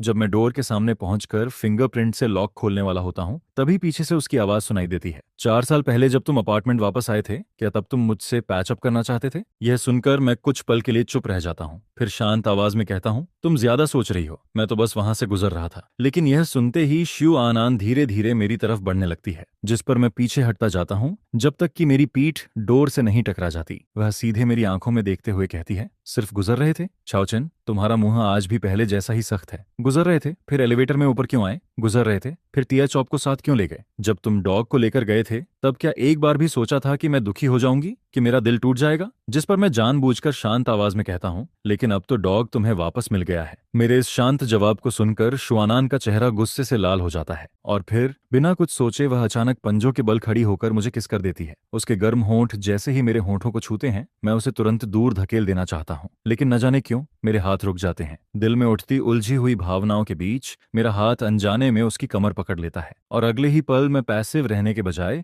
किसका जवाब देने लगता हूँ। मेरे मन में सिर्फ एक ही बात घूमती है, शु आनान, क्या तुम्हें लगता है कि सिर्फ तुम ही दुखी थी? अगर आज तुम खुद मेरे पास चली आई हो तो फिर मैं भी पीछे नहीं हटूंगा। कुछ देर बाद शु आनान अचानक मेरे होंठ काट लेती है, जिस पर वह शर्म और गुस्से में कहती है, तुमने मुझे जबरदस्ती किस किया? यह सुनकर मैं हंस पड़ता हूँ। यंग मिस, जरा ठीक से याद करो, शुरुआत आखिर किसने की थी? इसके बाद मैं उसे हल्का सा पीछे करता हूँ, डोर खोलता हूँ और सीधे अंदर चला जाता हूँ। मैं यह तक नहीं देखता कि वह बाहर खड़ी है या नहीं। अंदर जाते ही डोर जोर से बंद कर देता हूँ, जिस पर शु आनान बाहर खड़ी रह जाती है। कुछ सेकंड तक वह वहीं खड़ी मुझे देखती रहती है, फिर गुस्से में पैर पटकते हुए कहती है, चाओचेन, तुम सच में बहुत बुरे हो, अब मैं तुम्हें बिल्कुल पसंद नहीं करती। वहीं बगल में खड़ा टिया चॉप अपने पंजों से डोर खुरचने लगता है, जिस पर शु आनान धीरे से उसके सिर पर हाथ फेरती है, लेकिन कुछ नहीं कहती। कुछ देर बाद डोर दोबारा खुलता है। मेरे हाथों में 2 बड़े बैग्स होते हैं। मैं उन्हें उसकी तरफ बढ़ाते हुए कहता हूँ, जो सामान चाहिए था सब इसमें है, फूड भी है, टॉयज भी हैं। मुझे पता है कि तुम्हारे पास नया सब कुछ खरीदने के लिए पैसे हैं, लेकिन इन चीजों की इसे आदत पड़ चुकी है। जब ये नए घर का आदी हो जाए तब चाहो तो बदल देना। और ये वो क्लॉथ्स हैं जो तुमने मुझे दिए थे, इन्हें भी धोकर रख दिया है। मैं कुछ पल रुककर आगे कहता हूँ, शू प्रेसिडेंट, सामान थोड़ा ज्यादा है, अगर चाहो तो ड्राइवर को बुला लो, अकेले शायद उठा नहीं पाओगी। यह कहते वक्त मेरी आवाज खुद ब खुद भारी हो जाती है। उधर शुआनान भी अंदर से टूट रही होती है। असल में वह खुद भी नहीं समझ पा रही थी कि आखिर वह किस बात से लड़ रही थी। उसे शुरू से पता था कि डॉग उसी का है, लेकिन जब उसने मुझे किसी दूसरी महिला के साथ इतना करीब देखा तब उसके दिल में जलन और बेचैनी भर गई थी। इसलिए उसने यह सब सिर्फ मेरा अटेंशन पाने के लिए किया था।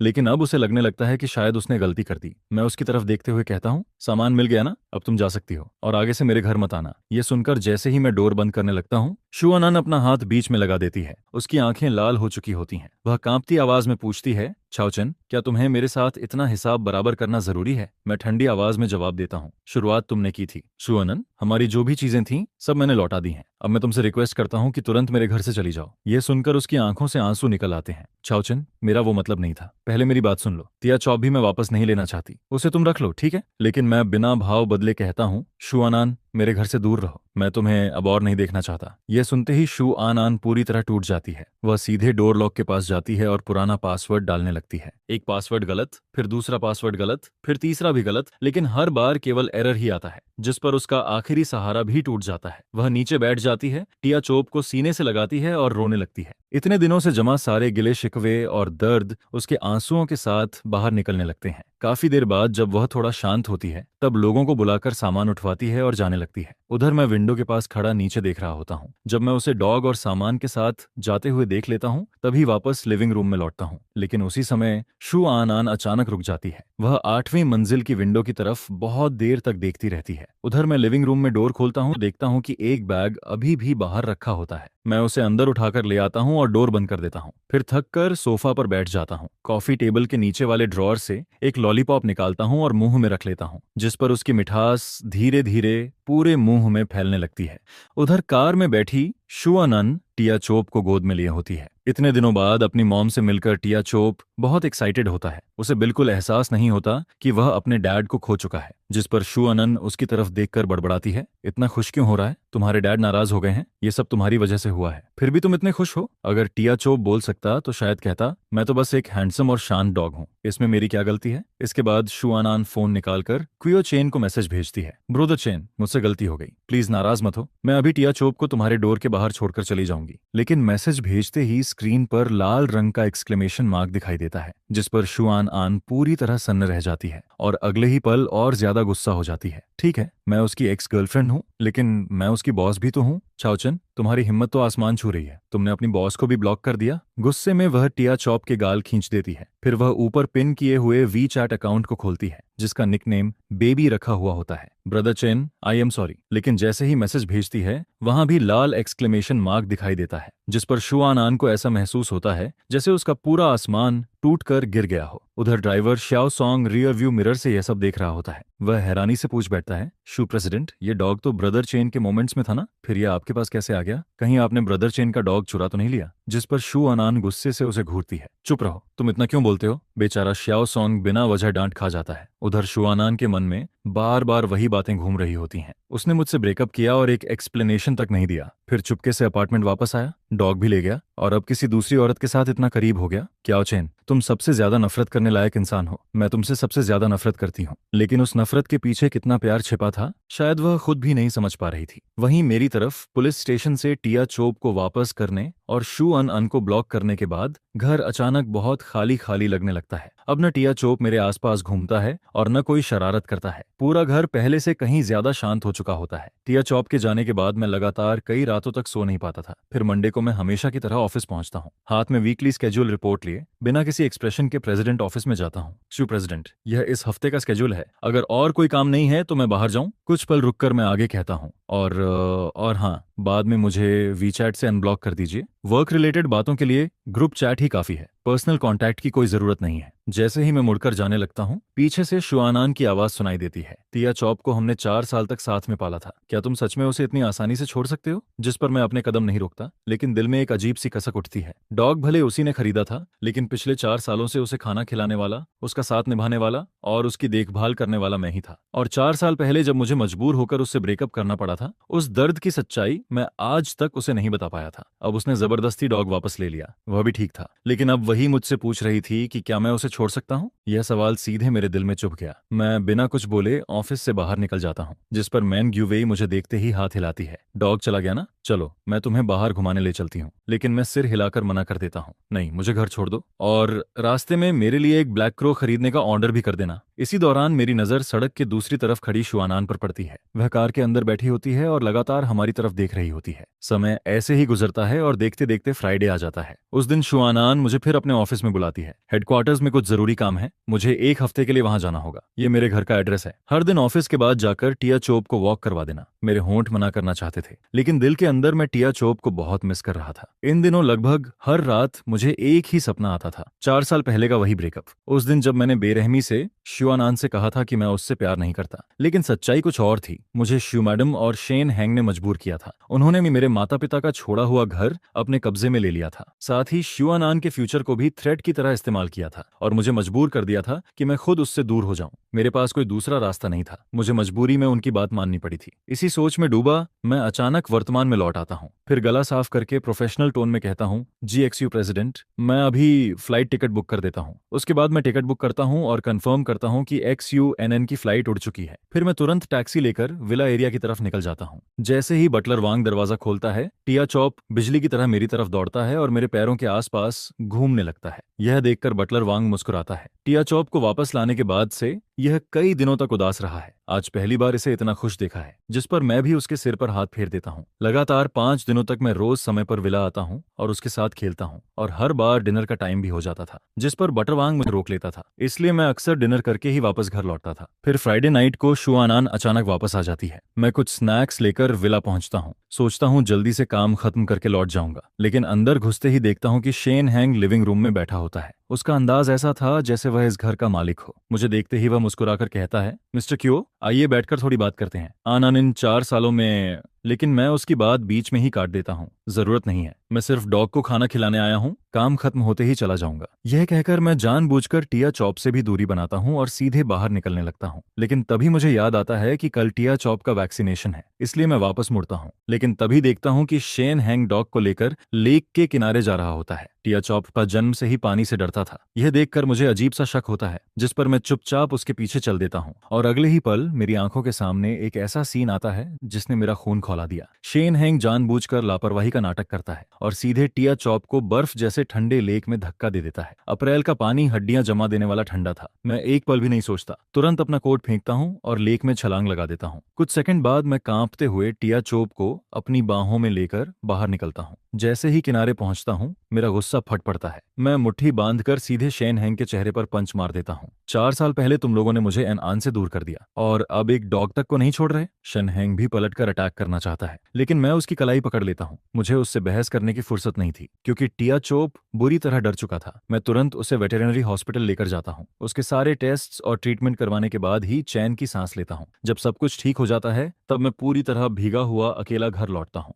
घर पहुंचकर मैं कोल्ड मेडिसिन ढूंढता हूँ, लेकिन पूरा घर छानने के बाद भी कुछ नहीं मिलता। आखिरकार मुझे डिलीवरी ऑर्डर करनी पड़ती है। कुछ देर बाद डोरबेल बजती है। मैं डोर खोलता हूँ, लेकिन बाहर डिलीवरी बॉय नहीं बल्कि शुआनान खड़ी होती है। वह बिना कुछ कहे अपना हाथ मेरे माथे पर रखती है, फिर गुस्से भरे स्वर में कहती है, लेक में कूदने से पहले प्रॉपर्टी मैनेजर को नहीं बुला सकते थे? हर बार हीरो बनने की क्या जरूरत होती है? मेरा शरीर पहले से ही खराब था, इसलिए मेरा बहस करने का बिल्कुल मन नहीं था। मैं थके हुए स्वर में कहता हूँ, डॉग तुम्हारा था, मैंने उसे बचाया, फिर भी तुम नाराज हो? ये कैसी लॉजिक है? लेकिन वह मेरी बात इग्नोर करके सीधे अंदर चली जाती है। फिर उसकी नजर शू कैबिनेट में रखी विमेन्स स्लीपर्स पर पड़ती है, जिस पर वह कुछ पल रुक जाती है। फिर धीरे से पूछती है, तुम्हारी गर्लफ्रेंड की है? मैं सफाई देना चाहता था, लेकिन उससे पहले ही वह मेरी चुप्पी को स्वीकारोक्ति समझ लेती है। हालांकि मेरी हालत देखकर वह आगे कुछ नहीं पूछती। इसके बजाय वह अपने साथ लाई मेडिसिन बॉक्स निकालती है और मेरी आंखों के सामने मुझे दवा खाने पर मजबूर कर देती है। इसके बाद वह मेरे बगल में बैठती है और धीरे से कहती है, विला की सारी CCTV फुटेज मैंने देख ली है। यह सुनकर मैं ठंडी हंसी हंस देता हूँ